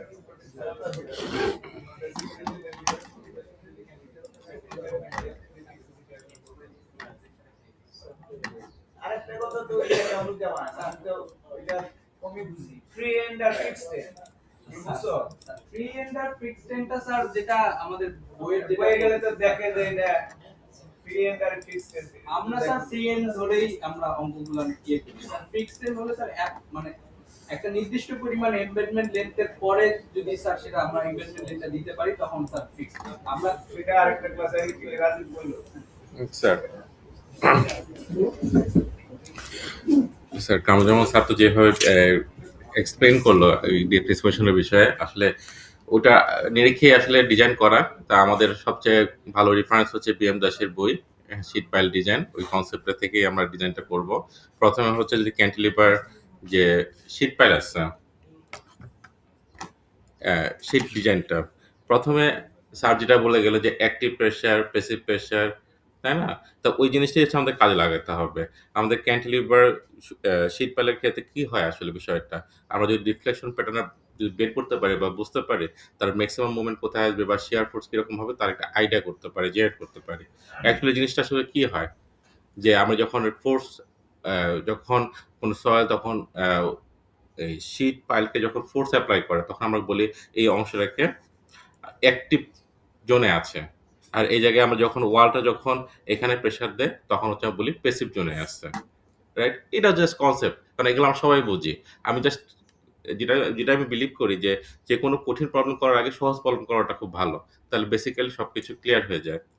এখন আমি এটা যদি চিন্তা করি যে তাহলে আমার অ্যাক্টিভ প্রেসার কোথায় কোথায় আসছে, এই একটা ক্যান্টিলিভার শোর পাইলের আমরা একটা left side right side consider করি। আমরা একটা জিনিস বুঝতে পারতেছি যে এখান থেকে আর এই পর্যন্ত সে অ্যাক্টিভ প্রেসারে আসছে। কারণটা কি, এই সয়েলটা এই পাইলটাকে মুভ করাচ্ছে, সে প্রেসার দিচ্ছে, সো এটা অ্যাক্টিভ প্রেসার। তাহলে এই অ্যাক্টিভ প্রেসার সে ইফেক্টিভ অ্যাক্টিভ প্রেসার। এবং যখন আমি আবার দেখব যে এই পাশে কখন হচ্ছে সেই করতেছে, সয়েলটাকে এখানকে মুভ করাচ্ছে না, সয়েলটা কিন্তু ওয়ালটাকে প্রেসার দিচ্ছে। সো এটা হচ্ছে আমার অ্যাক্টিভ প্রেসার। অর্থাৎ তাহলে আমার অ্যাক্টিভ আর্ট প্রেসারের ডায়াগ্রাম হবে এটা। এটা নিয়ে কারো তো কোনো কনফিউজ থাকার কথা না। ওকে, দেন চলে আসে হচ্ছে প্যাসিভ আর্ট প্রেসারে। এখানে আমি একটু চিন্তা করি,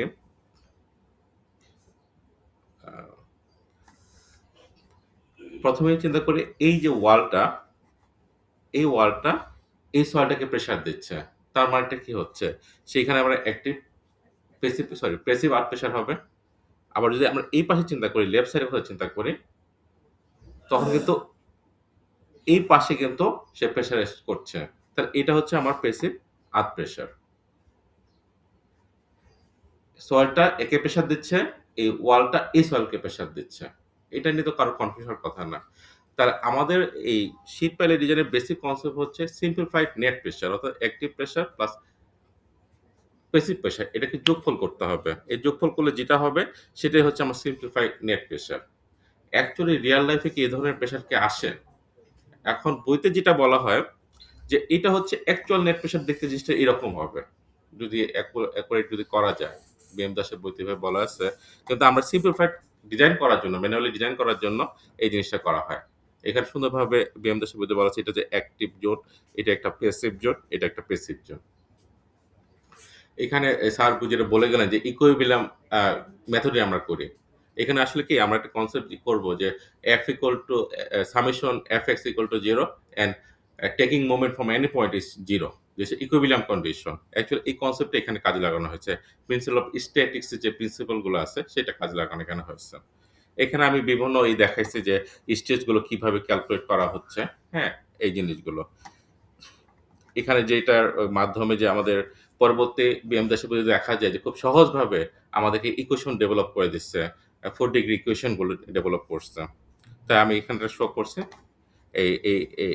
এখান থেকে এটা যে কেউ এই ইকুয়েশন ডেভেলপ করতে পারবে, just taking some note or calculation, nothing else. প্রথমটা হচ্ছে এখানকার যে ফোর্স আর এখানকার force some must be 0 and taking moment from B must be 0. This is the principle of statistics. এটা করলে আমরা একটা ইকুয়েশন পাবো। এই ইকুয়েশন যদি সলভ করি তাহলে এই একটা ডেপথ আমাদের এই ডেস লাইন থেকে কতটুকু যাবে সেই ডেস লাইনটা আমরা পেতে পারি। একটা বিএম দাসের বইতে অঙ্ক করা দেওয়া আছে। এখানে হচ্ছে খুব সিম্পল একটা অঙ্ক, সেখানে ওয়াটার টেবলটা ধরা হয় নাই এবং সয়েলটাকে ধরা হয়েছে গ্রানুলার সয়েল। জাস্ট কনসেপ্টটাকে ক্লিয়ার করার জন্য। ওকে।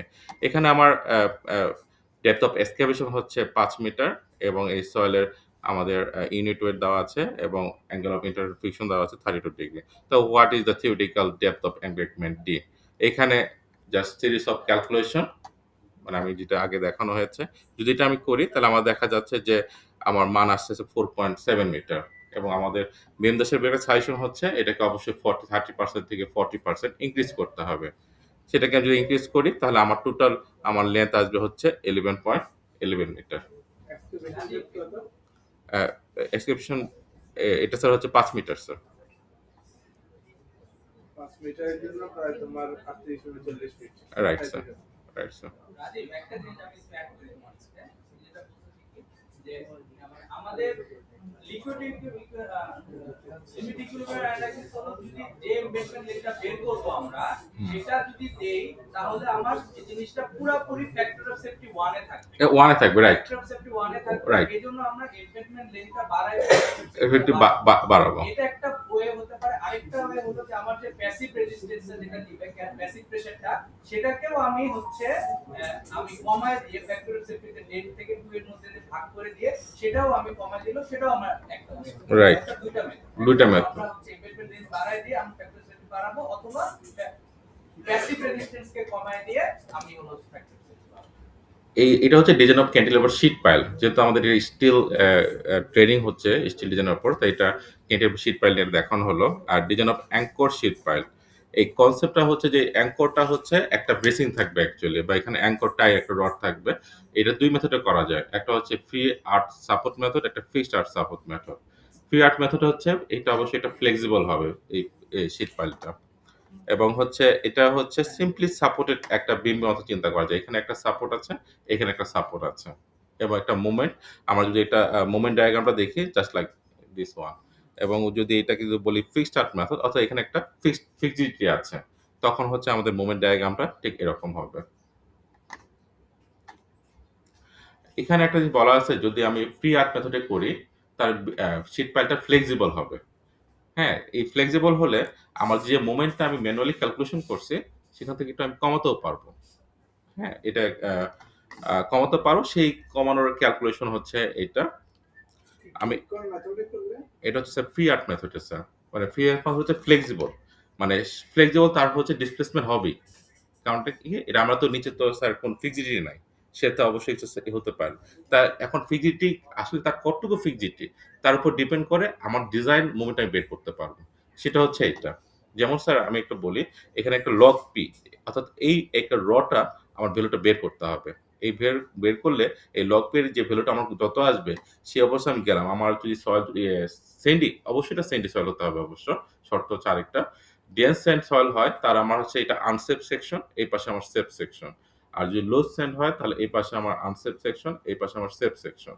তাহলে আমার সেফ সেকশন থেকে আমি একটা ডাটা নিতে পারি। তাহলে আমি এখানে যদি বলি 0.7, তো আমার যে ডিজাইন মুভমেন্ট আসছিল ক্যালকুলেশন, তাকে আমি 30% লেস করে ডিজাইন করতে পারবো যদি ফ্রি আর্ট মেথডে করি। আর ফিক্সড আর্ট মেথডে অবশ্যই আমার অ্যাগমেন্ট লেন্থ অনেক বেশি হবে। আচ্ছা, এখন ক্যালকুলেশন করার পর যে মোমেন্টটা পাবো তার অ্যালাউবল যে ফ্লেক্সর স্ট্রেস, এটা যদি আমি ডিভাইড করি তাহলে আমি সেকশন মডুলাস পাবো। আমি যদি চার্টে যাই তাহলে আমি দেখবো যে আমি যদি বিএম দাসের বইতে যদি দেখি তার একটা চার্ট দেওয়া আছে। এই সেকশন মডুলাসের আমি যেটা বেশি সেটা আমি চুজ করতে পারবো সেই সেকশনটা। এইভাবে অর্থাৎ আমাদের অ্যাঙ্কর শীট পাইল অথবা ক্যান্টিলিভার শীট পাইলগুলো আমরা ডিজাইন করতে পারি।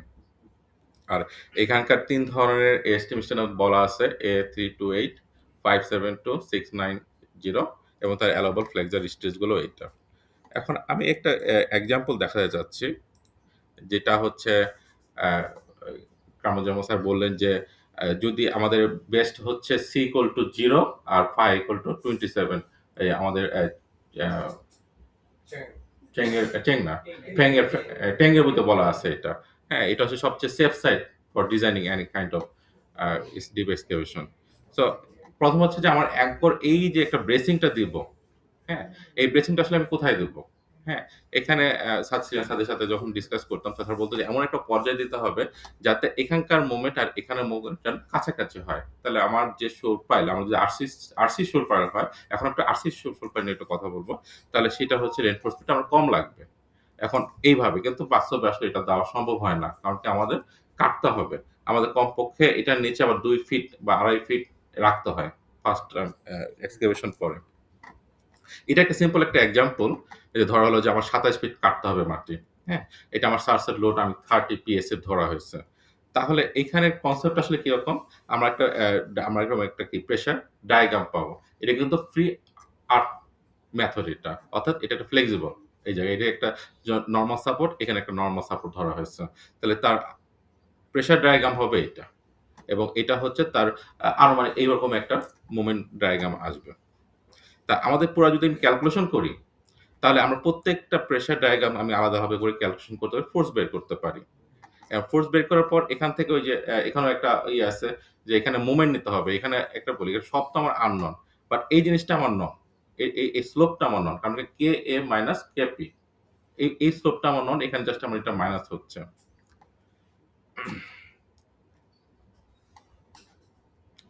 আচ্ছা। এখানে এই ইকুয়েশন যদি সলভ করি তাহলে আমি L2 এর মানটা পেতে পারি। L2 হচ্ছে এই পয়েন্ট হচ্ছে L2 এর মান। তাহলে এখান থেকে আমার যে ডেপথ অফ এক্সকাভেশন কত হবে সেটা। এই মানটা বের করার জন্য আসলে আমার মোমেন্টটাই যে ইকুয়েশন যদি দেখলাম যে সলভ করতে হচ্ছে ইকুয়েশন আসলে এখানে মোমেন্ট নিতে হচ্ছে। কারণটা কি? এই ফোর্স আমার আননোন আমরা জানি না। আমি যদি এই মোমেন্টে এই পয়েন্টে যে মোমেন্ট নেই আমার অল ফোর্স আর নন। সো এখান থেকে একটাই আমার আননোন ভ্যালু সেটা হচ্ছে L2 ভ্যালু। এবং L2 ভ্যালু এখান থেকে আমি ক্যালকুলেট করতে পারি ওই ইকুয়েশন সলভের মাধ্যমে। তো এটা একটা ট্রায়াল এরর জিনিস। হ্যাঁ? ট্রায়াল এরর করে আমি 7.8 ফিট আসছে এবং আমি দেখতে পাচ্ছি এই লেন্থটা হচ্ছে আ অ্যা সা ১৭ ফিট। আ সরি 12.68 ফিট আসতেছে আমার থিওরিটিক্যাল ভাবে এক্সকাভেশন এর জন্য। এবং এটা যদি রেফারেন্স বিএম দাসে যেটা বলছে যে 40% ইনক্রিজ করার কথা বলছে। যদি করি তাহলে আমার এই প্রবলেমের ক্ষেত্রে স্পেস প্রবলেম করতে আমার দরকার হচ্ছে 45 ফিট। 45 ফিট আমাকে লেংথ অফ শোর পাইল হতে হবে। আর এখান থেকে আমরা জানি summation F it must be 0 সুতরাং এখান থেকে আমার অ্যাঙ্কর ফোর্স কত হবে অর্থাৎ ব্রেসিং এর যে ফোর্সটা কত হবে সেটা আমি বের করতে পারি। এখন বের করার পর আমি বিভিন্ন ব্রেসিং লেভেলে আচ্ছা এখানে মোমেন্টটা কখন ম্যাক্সিমাম হবে যখন তার শিয়ার ফোর্স 0। এখন আমি বের করতে হবে যে আমার কোথায় আমার শিয়ার ফোর্সটা আসলে 0। এখান থেকে আমরা এই লোকেশন হোয়ার দ্য ম্যাক্সিমাম যে অর্থাৎ ফোর্স যেখানে 0 হবে যে অপর থেকে আস্তে আর এই দিক দিয়ে আস্তে যখন আমার 0 হবে তখন এইভাবে আমরা ক্যালকুলেট করতে পারি যে এখানে আমি ক্যালকুলেট করে দেখানো হয়েছে 20.84 অর্থাৎ এই এই লোকেশনে আমার ম্যাক্সিমাম মোমেন্ট আমি পেতে পারি। এখানে 81 পেয়েছি, এই যে 81 আমি পেয়েছি। সুতরাং এই অবস্থায় যদি আমি ক্যালকুলেশন করি তাহলে it would be the moment diagram 8.3 81.4। আচ্ছা। এখানে আমি যেটা বলছিলাম যেহেতু এটা স্যান্ডি সয়েল যদি আমি কনসিডার করি এবং এটা ফ্রি আপনাদের ক্যালকুলেশন করি সো আমি এখানে কিছু মোমেন্ট আমি কমাতে পারি। এখানে এটা করা আছে, ইনকর্পোরেট করা আছে এই ক্যালকুলেশনে। তো আমি এটা করছি না এখন। একই অঙ্ক আমি যদি ফিক্সড আর্ট মেথডে করি তাহলে কি রেজাল্ট আসতেছে সেটা আমি একটু দেখতে পারি। এখানে আমি একই অবস্থায় আমি ফোর্স স্ক্রল করলাম। এখানে যেহেতু একটা তার ফিক্সড জিটি আছে, এখানে আমার ফিক্সড জিটি অর্থাৎ মোমেন্টটা আমি একটু উপরে পেতে পারি। এবং এখানেও সে সিরিজ অফ ক্যালকুলেশন আছে আমার বিএম দাসের বইতে। যদি আমি করি আমার এখানে আসতেছে 47.18 এটা খুবই লজিক্যাল। কারণটা কি ফ্রি আর্থ মেথডে আমার আসছে 45 ফিট আর এখানে আসছে প্রায় 47 ফিট। ফিক্সড আর্থ মেথডে অবশ্যই আমার লেন্থটা বেশি হতে হবে, বেশি আসবে। আরেকটা মেথড যেটা বলি ব্রেস কাট মেথড। এখানে কামরুজ্জামান স্যার হচ্ছে তোমার এই যে 2 ফিট 2.5 ফিট বাড়লো তাতে সুবিধা কি হলো? 2.5 ফিট তো খুব বেশি না। না স্যার। সে তুলনায় যদি মোমেন্টাম কমে তাহলে তো স্যার ভালো স্যার। না এটা স্যার খুব ভালো স্যার। এখানে এখন আরেকটা আসছে যে ব্রেস কাট মেথড। ব্রেস কাট মেথড হচ্ছে যে যেটা স্যার যেটা বললেন যে বিভিন্ন লেভেলে আমরা করার পর অ্যাপারেন্ট সয়েল প্রেশারটা কত? অ্যাপারেন্ট সয়েল প্রেশার এটা আমি রেফারেন্সটা আমি বলতেছি এটা হচ্ছে যে ফেডারেল হাইওয়ে অ্যাডমিনিস্ট্রেশন এখানে সে ডায়াগ্রামটা অথবা দেওয়া আছে যে সিঙ্গেল ব্রেসিং এর ক্ষেত্রে তার প্রেশার ডায়াগ্রামটা কিরকম হতে পারে। আচ্ছা এটা স্যার দেখেন স্যার তার ডায়াগ্রামটা হচ্ছে এরকমই হবে অ্যাকচুয়ালি। তো এখান থেকেও আমি মোমেন্ট বের করতে পারি। তা দেখা যায় যে যদি এই ব্রেস কাট মেথডে যদি করি তাহলে মোমেন্ট কিন্তু আরো কম আসছে। অনেক কম আসে এই জায়গায়। তো এখান থেকেও আমরা ক্যালকুলেট করতে পারি। এখন ক্যালকুলেট করার পর এখন কথা হচ্ছে যে আমার শোর পাইল ডিজাইন করতে হবে। মোমেন্ট পেলাম। এখন এই একটা শোর পাইল, হ্যাঁ? শোর পাইল আমি একটা ব্রেসিং দিচ্ছি। অ্যাকচুয়ালি এটা আসলে অ্যা একটা বিমের মতন কাজ করবে। এটা একটা ফ্লেক্সার মেম্বার। দেখতে যদিও এটা ভার্টিক্যাল মেম্বার, বাট এটা কাজ করবে ফ্লেক্সার মেম্বার হিসেবে কাজ করবে। বাট সেকশনটা কিন্তু এই বিমের মতন রেক্টেঙ্গুলার না। এটা একটা গোল শেপ বা সার্কুলার শেপ। এখন এটার একটা রেফারেন্স দরকার যে এরকম ক্ষেত্রে আমরা আসলে কিভাবে আসলে ক্যালকুলেশন করি। এটার একটা রেফারেন্স আছে। অ্যা আমি এটা দেখাচ্ছি স্যার। সার্কুলার বিল কিভাবে ডিজাইন হবে? Right sir. এটা হচ্ছে রেফারেন্স এটা স্যার। আ এটা একটা sir simplified irregular beam analysis and design. এটা একটা সম্ভবত পেপার আছে। Right up basically right up sir. এটা স্যার দেখাচ্ছি স্যার আমাকে স্যার। এইটা স্যার। এটা হচ্ছে একটা জার্নাল একটা। এই জার্নালে sir simplify irregular beam analysis and design. উনারা হচ্ছে ২০১৯ সালে একটা করে। যে কিভাবে ইরেগুলার শেপের যদি বিম হয় তাহলে আমি কিভাবে ডিজাইন করতে পারি বা আমার রেইনফোর্সমেন্ট কিভাবে আসবে সেইটার ক্যালকুলেশন এখানে বিভিন্ন ধরনের শেপের দেওয়া আছে। এটা ভালো একটা স্যার। এটা হচ্ছে সার্কুলার ক্ষেত্রে। অ্যাকচুয়ালি কিছু না স্যার। এখানে সবই হচ্ছে কি এটা একটা ইকুইভ্যালেন্ট স্কয়ার শেপে ধরছে। এটা যে আমার যে ডায়ামিটার তাকে 0.89 দিয়ে মাল্টিপ্লাই করলে যে লেন্থ আসবে সেটা দিয়ে হচ্ছে আমি একটা স্কয়ার শেপ করব। এবং এখান থেকে আমার যে মোমেন্ট আসছে আমার এক পাশে কতটুকু আমার দিতে হবে সেটাই আমার আসলে ওই ২ পাশে আমাকে দিতে হবে। তা ডায়ামিটারের 0.72 ডি এরকম কোন রেফারেন্স পাইছো? স্যার 8.9 0.89 এটা পার্সেন্ট যদি ইকুইভ্যালেন্ট নিলা স্যার। আমি এটা নেব না। ডাইরেক্টলি হচ্ছে যে ডায়ামিটার যেটা তার 0.72 ডি সেটা হলো ইফেক্টিভ ডেপথ। এইটা স্যার হতে পারে স্যার। হ্যাঁ, এটা আমি এটা ডিসপ্লে এটা তো হতে পারে আমি স্যার। এটা তো 2010 সাল থেকে এটা স্যার অবশ্য স্যার এটা মোস্তফা স্যার দিয়েছিলেন স্যার। আমি নিজেও স্যার থিওরিটা বুঝতে পারলে যে right sir. Right sir. Right sir. ওটা টোটা নাই বাট এই রেফারেন্স তুমি যেটা ঘাটছে পাইছো কিনা 0.72 এটা স্যার আমার কাছে মনে হয় যে ওইটা ভালো করে বুঝলে নিজের মতো করে এটা করা যেতে পারে sir. Basically interaction diagram. Right sir. Iteration diagram sir right. এটা স্যার আমরা কিন্তু স্যার ইটিএফস এ কিন্তু এখন খুবই সহজ স্যার। সার্কুলার কলাম করে তার ইটারেশন ডায়াগ্রাম প্লট করতে পারি স্যার। এটা খুবই ইজিলি করা যায় স্যার। তা একইভাবে স্যার এইভাবে যদি ক্যালকুলেশন করি তাহলে আমার এক পাশে দরকার ১০ টা ২০ যে দুই পাশে তাহলে আমার ২০ টা ২০ দিয়ে এটা আমি সলভ করতে পারি। ইন্টারেশন ডায়াগ্রামে তোমার মানে এক্সিয়াল ফোর্সটা মানে জিরো ধরে মানে মোমেন্টটা ধরে তারপর force sir right sir CS call sir অথবা এইটিএফস এ স্যার আপনি যে কোনো সেকশনে পুরাটা ডায়াগ্রামটা চলে আসবে। আপনি কত রেইনফোর্সমেন্ট দিতে চাচ্ছেন এটা সব চলে আসবে। এটা খুব সুবিধা। আচ্ছা। আ এখানে হচ্ছে আমার এই শোর এখানে মানে শীট পাইল অথবা আরসি শোর পাইলের ডিজাইন এখানে আমার ডিসকাশন এখানেই শেষ। এখন আমি ওয়েল ডিজাইনের কথা বলব। ওয়েল ডিজাইনটা আ এ জিনিসটা হচ্ছে যে আমাকে লোডটাকে ট্রান্সফার করতে হবে। এই শোর পাইলটা যেখানকার কি একটা কি ল্যাটারাল লোড আসবে সয়েলের। এই লোডটা হচ্ছে ওয়েলটা নিবে। এখন ওয়েলটা নিবে, ওয়েলটা কি করবে? যদি এই পাশে কন্টিনিউয়াস লোড আসতেছে এটা হচ্ছে একটা ফ্লেক্সিবল মেম্বার অর্থাৎ বেন্ডিং ক্যারি করতে হবে এটা। এজন্য আমরা এটাকে কিভাবে কিন্তু অনেকটা রেস্ট করতে শোয়াই দিচ্ছি এই জায়গায়। কারণটা কি? এই জায়গায় আমার স্ট্রং অ্যাক্সিস। সে বেশি বেন্ডিং নিতে পারবে। আচ্ছা, এইখানে হচ্ছে খুব একটা চেংয়ের বইতে ডিপ এক্সক্যাভেশন খুব চমৎকারভাবে খুব ক্লিয়ার করে দিয়েছে কিভাবে আমি ডিজাইন করব ওয়েল ডিজাইনটা। কারণ ১ম কথা হচ্ছে এটা আমার ধরলাম ওয়েল, এখানে আমার স্টার্ট। তাহলে আমার মোমেন্ট কত হবে? সে বলছে এটা ডিজাইনের উপর ডিসিশন হবে।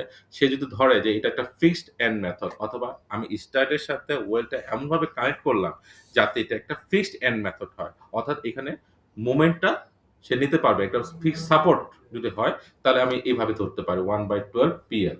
বাট আমি বললাম যে স্টারের সাথে ওয়েলের কানেকশনটা একটু উইক বা যায় না তাহলে আমি conservative approach. This is the maximum moment 1/8। এটা too much conservative right sir, too much conservative. এখানে আরেকটা বলা আছে এখন উইক জয়েন্ট আমি ওয়েলতে বড় উইক তো পাবো না। ধর এটা তো ১০ ফিট বা ২০ ফিট পেতে পারি। তাহলে আমার জয়েন্ট দিতে হবে। এখানে বলছে যে L/4 এর মতো জয়েন্টটা রাখতে হবে এবং যদি এরকম অবস্থায় যদি থাকে তাহলে হচ্ছে আমি এল 1/10 ধরতে পারি। না আমি স্যার নরমালি স্যার যদি করি স্যার ক্যালকুলেশন 1/10 করি sir. 1/10 W P L square. এটা তাহলে কি ওই যে ওয়াই ব্রেসিং এর মাঝখানে লেনটা যে কোন এটা ইয়ে করে দিচ্ছে সেই এটা ভিডিওসটা এলটা স্যার দুই ডায়াগোনালের মাঝেরটা কি আচ্ছা এটাও আসতেছি স্যার। মানে এখানে চেঙ্গেরবু খুব সুন্দরভাবে এটা ব্যাখ্যা করছে, কনসেপ্টটাও ক্লিয়ার করে দিচ্ছে স্যার। এখানে যেটা আছে এলটা হচ্ছে স্টার্ট টু স্টার্ট, বাট ওই পরবর্তীতে ব্যাখ্যা করছে এটা কিভাবে কমানো যায়, এটাও স্যার আসছে স্যার। এখানকার এলটা হচ্ছে স্যার স্টার্ট টু স্টার্ট। এখন ধরলাম যে আমার কোনো আমি এই ডায়াগোনাল বেসিং বা এন্ড বেস কিচ্ছু দেই নাই, তাহলে আমার এলটা হবে অবশ্যই এ সমান। এখন আমি এই জিনিসটা দিচ্ছি, এই ডায়াগোনাল ব্রেসিং অথবা এন্ড ব্রেস যখন আমি দিব, তখন কিন্তু উনি একটা কথা বলছে যে এই থিটার মান যদি 60 ডিগ্রি কম হয়, তাহলে এল এর মান হতে হবে এই L1 আর L2 যোগফল। অর্থাৎ মানে এখানে স্যার এই L2 এর হাফ, এই L2 এর হাফ। আমরা ইউজুয়ালি প্র্যাকটিস করি अराउंड 45 এর মধ্যে স্যার যদি 45 হয় তাহলে স্যার অবশ্যই আমার যদি এটা 10 মিটার হয়, তাহলে এখানকার লেন্থ গুলো নিতে হবে, আমাকে হাফ নিতে হবে স্যার। এটা ওই চেঙ্গের বইয়ের সাজেশন স্যার। ধরেন স্যার এটা আমার 5 মিটার, এটা আমার 10 মিটার, এটা 5 মিটার, তাহলে আমার 10 আর এখানে আড়াই আড়াই। 60 বেশি হলে স্যার আমরা যেটা করি ওটা হ্যাঁ ওইটাই অ্যাপ্লিকেবল, রাইট স্যার। মানে এখন কথা হচ্ছে 60 যদি বেশি হয় স্যার, তাহলে এটা যে মাঝখানে যেটা সেটা আমরা এই করতে পারি। এটা একদম চেঙ্গের বই ব্যাখ্যা করছেন। টিপিক্যালি 45 এর মানে 45 এর বেশি আমরা খুব রেয়ার যারা যায় তারা হয়তো ওরা বুঝাই যায় না। ইনশিয়াল হলো আর ওই মাথায় গিয়েছে। হ্যাঁ হ্যাঁ এমনি ওই যে যেটা টার্গেট থাকে 30 ডিগ্রি এগুলো যে টার্গেট থাকে, এখানে প্লেসমেন্টের সময় যেটা খুব ইম্পর্টেন্ট সবার জন্য যে দুই পাশেরটা যেন আমরা ইকুইলিব্রিয়ামে লোড আসে, নালে কিন্তু স্টার্টে আবার মোমেন্ট ইনডিউস হয়। Right sir. এটা একটু দেখাও। এখানে আরেকটা স্যার ইস্যু আছে যে আমি যদি ডায়াগোনাল বেসিং দেই, ডায়াগোনাল বেসিং এর ডিজাইনের কনসেপ্ট আছে স্যার। ওইটাকে আমাকে প্রপারলি স্যার সেকশনগুলো চুজ করতে হবে, প্লাস হচ্ছে যে কানেকশন স্যার স্টাডের সাথে ওয়েলের যে কানেকশন, ডায়াগোনাল বেসিং এর কানেকশন এবং ওয়েলের সাথে যে কানেকশন, এটাকে আমার সঠিকভাবে দিতে হবে। তাহলে স্যার আমরা আসলে এই জিনিসটা আমরা যথাযথভাবে নিতে পারবো, লেন্থটা কমাতে পারবো স্যার। এখানে এখন কথা চলে আসতেছে যে এটা এখন ওয়েলটা কি শুধু কি স্যার বেন্ডিং এর জন্য ডিজাইন করব নাকি কোনো অ্যাক্সিয়াল ফোর্সের জন্য ডিজাইন করব? অ্যাকচুয়ালি চেঙ্গের বইতে এটাও বলছে যখন আমরা ওয়েলটা ডিজাইন করব, তখন কিন্তু এখানে একটা ডায়াফ্রাম হিসেবে কাজ করবে। এখানে একটা অ্যাক্সিয়াল ফোর্স আসবে। এইখান থেকে তার অর্ধেক যে একটা ফোর্স, এই ফোর্সটা অবশ্যই এই ওয়েলটাকে নিতে হবে। এবং আরেকটা হচ্ছে এই যে আমি স্যার ডায়াগোনাল ব্রেস নিচ্ছি, এটারও কিন্তু একটা হরিজন্টাল কম্পোনেন্ট আছে।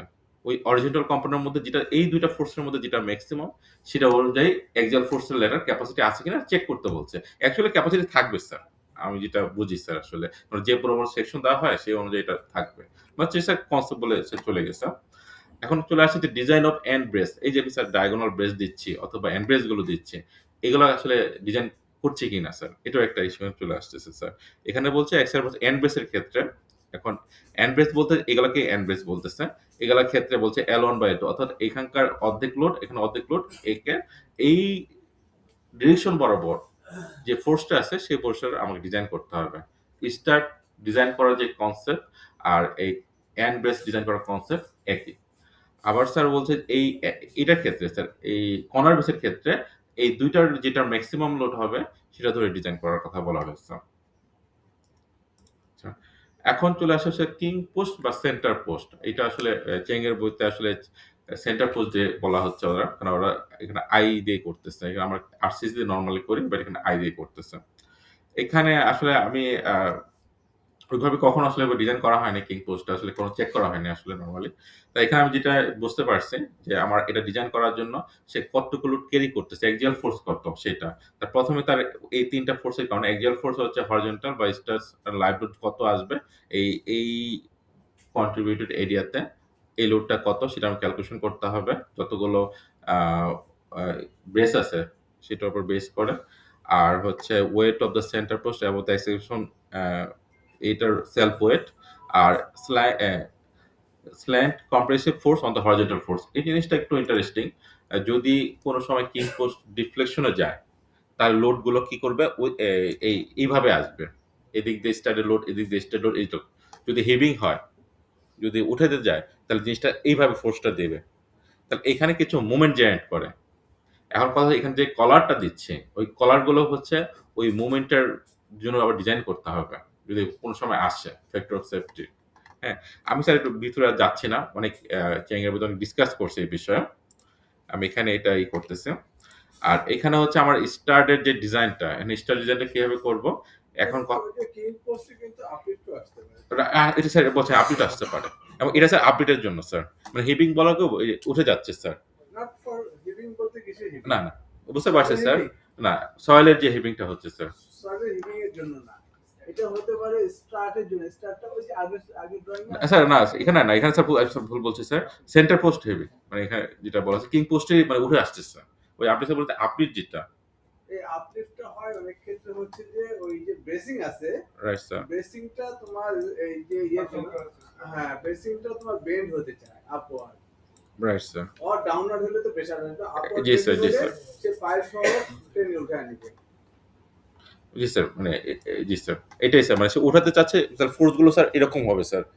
এইটা। আর যদি স্যার নিচে নেমে যায় স্যার, তো ফোর্স গুলো ডাউনওয়ার্ড হবে স্যার। আচ্ছা স্যার।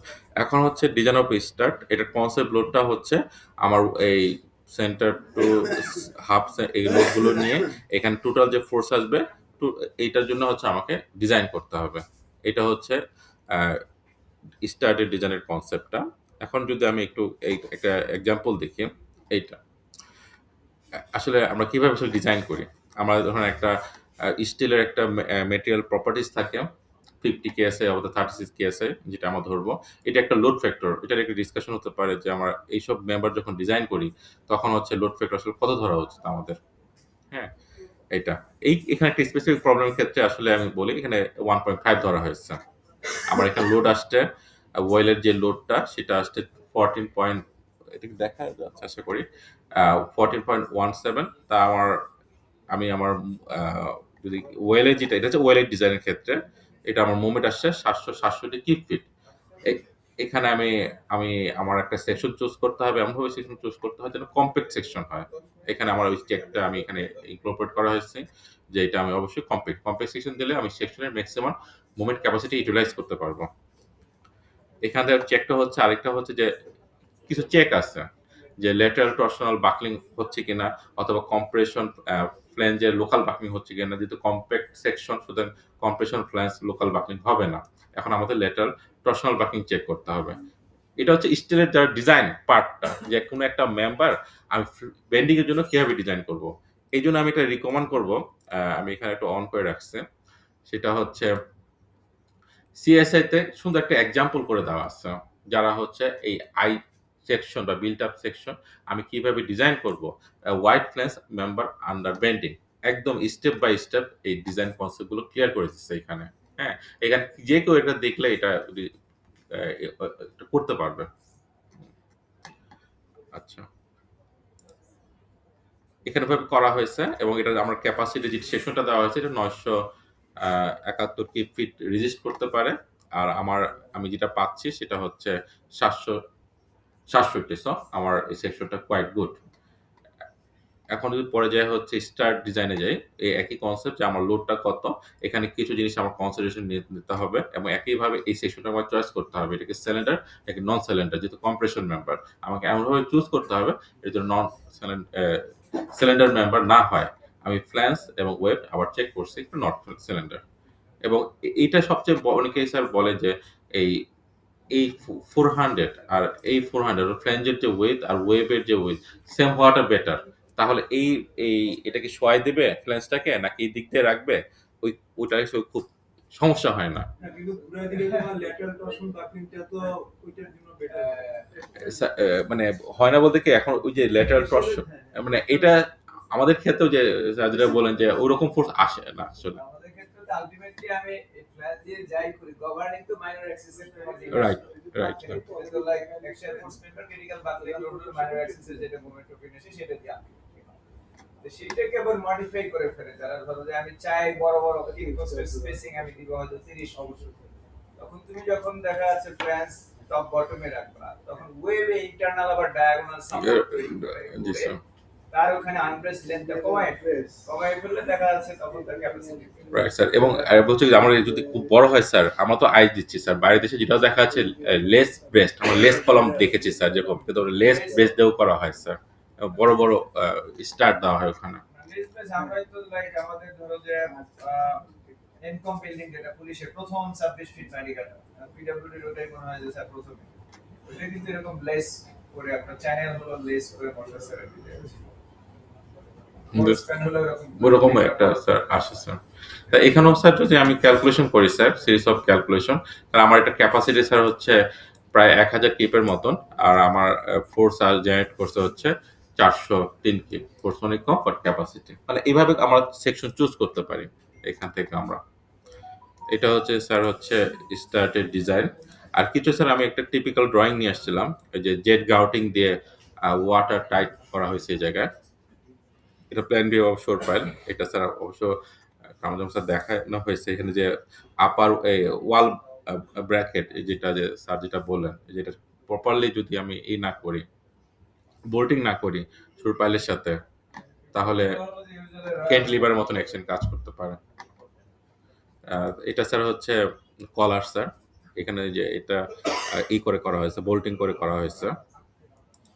আর এটা হচ্ছে আপার, এটা হচ্ছে এখানে একটা কিছু ইস্যু আছে যে এখানে যেমন প্লেটটা দিচ্ছি আমরা, এখানে ইউ শেপটা স্যার দেখাইছিল সেটা ইউ শেপ, এখানে কিন্তু আমরা ইউ শেপ না দিয়ে আমরা এরকম শেপও করতে পারি, অথবা এটা এর ভিতরে করে আমি ইউ শেপ না দিয়ে এটাকে এইভাবেও করা যায়, বিভিন্ন ওয়ে আছে, বিভিন্ন ড্রয়িং আমি দেখেছি স্যার আসলে। হ্যাঁ, এটা আর এই ড্রয়িংটা আমি পেয়েছি, বাট এটা হচ্ছে সম্ভবত স্যার এই ফিলিংটা স্যার শর্ট হিট দিয়ে সম্ভবত feeling gap filling building the শোর ফাইল, এটা আমি এটা হচ্ছে আমি আমার এই সম্ভবত জালি দিয়ে স্যার সম্ভবত ঠিক আছে ওয়্যার মেশগুলো নেইলিং করে নিচ্ছে স্যার, তারপরে শর্ট ফিট করতে পারলে তো আলহামদুলিল্লাহ আমরা প্লাস্টার করে দিচ্ছে। মাঝখানে আমরা উইফুল রেখে দিই, পাইপের মুখে আবার একটু থাকে ফর্ম টাইপ জিনিস যেন মানে ফাইন পার্টিকেল যেন মাইগ্রেশন না হয়। যদি পানি আসে তখন ইউজুয়ালি আমরা এটা পানির সাথে মানে এখন যে পানি আসে বা পানির সাথে হচ্ছে দেখা যাচ্ছে পার্টিকেল যখন মাইগ্রেশন হয় তখন এটার পার্টিকেল আপাতত আমাদের জি স্যার। হালকা পানি আসলে হয় এক্সেসিভ পানি আসলেও তো এটা সবভাবে সম্ভব আরো বেশি দিতে পারছে। হচ্ছে কি পরমাণু কমিশনে এরকম করতে গিয়ে এই যে স্যার এখানে স্যার যেটা দেখাতে চাচ্ছি, স্যার এখানে দেখাতে চাচ্ছিলাম এই জিনিসটা যে এটাকে আমরা এই জায়গাও আমরা ওয়েল্ডিং করতে পারি এরকম করে, যদি আমরা টপ ভিউটা দেখি ওয়েল্ডিং করে এখানে একটা হোল থাকে এবং একটা প্লেট থাকে। Sir that's all sir, thank you so much sir. লাস্টে একটা স্যার হচ্ছে মানে সাব রুলের মতো একটু যদি বলি যে আমরা এই পর্যন্ত স্যার যতগুলো স্যার শর্ট ফাইলের ক্যালকুলেশন করছি স্যার, দেখা যাচ্ছে স্যার যদি আমার ওয়ান লেভেলের ব্রেসিং থাকে, আমার টিপিক্যাল ঢাকার যে সয়েলটা স্যার যদি স্যার 20 ফিট যদি স্যার এক লেভেলের ব্রেসিং দেই স্যার, তাহলে 0.55 থেকে 0.6 দিয়ে মাল্টিপ্লাই করলে স্যার যে মেনটেন লেগটা আসে সেটা স্যার মোটামুটি বাকি সেট হয়ে যায়। 20 ফিট 20 কে যদি 1.55 দিয়ে গুণ করি অথবা 1.6 দিয়ে গুণ করি, তাহলে স্যার হয়তো দেখা যাচ্ছে যে 30-32 fit it will be usually okay 1.55 থেকে 1.6 এটা মোটামুটি হয়ে যায়। আর ক্যান টোটাল ক্যান্টিন সেটে আর ক্যান্টিন থাকলে স্যার হচ্ছে 1 থেকে 2 1 থেকে 2 এর মধ্যে, যদি খুবই লুজ স্ট্যান্ড হয় স্যার 2 পর্যন্ত। এই জাস্ট হচ্ছে যারা হচ্ছে স্টারের এটা একটা সিম্পল একটা এক্সাম্পল আছে সিআই ম্যানুয়ালে, খুব চমৎকার। এটাও যারা কম্প্রেশন মেম্বার ডিজাইন করতে চায় ম্যানুয়ালি, এখানে একদম সুন্দরভাবে দেওয়া আছে, মানে এখানে একদম স্টেপ বাই স্টেপ একদম কনসেপ্ট ক্লিয়ার করে একদম। প্লিজ অ্যাঙ্কর শিপ পাইতে অ্যাঙ্করিংটা আসলে বাস্তবে চিত্র করা হয় মানে তো পাশে স্ট্রাকচার থাকে ওইখানে আমি ওইজন্য আমরা অ্যাঙ্কর করি না, অ্যাঙ্কর করা হয় না।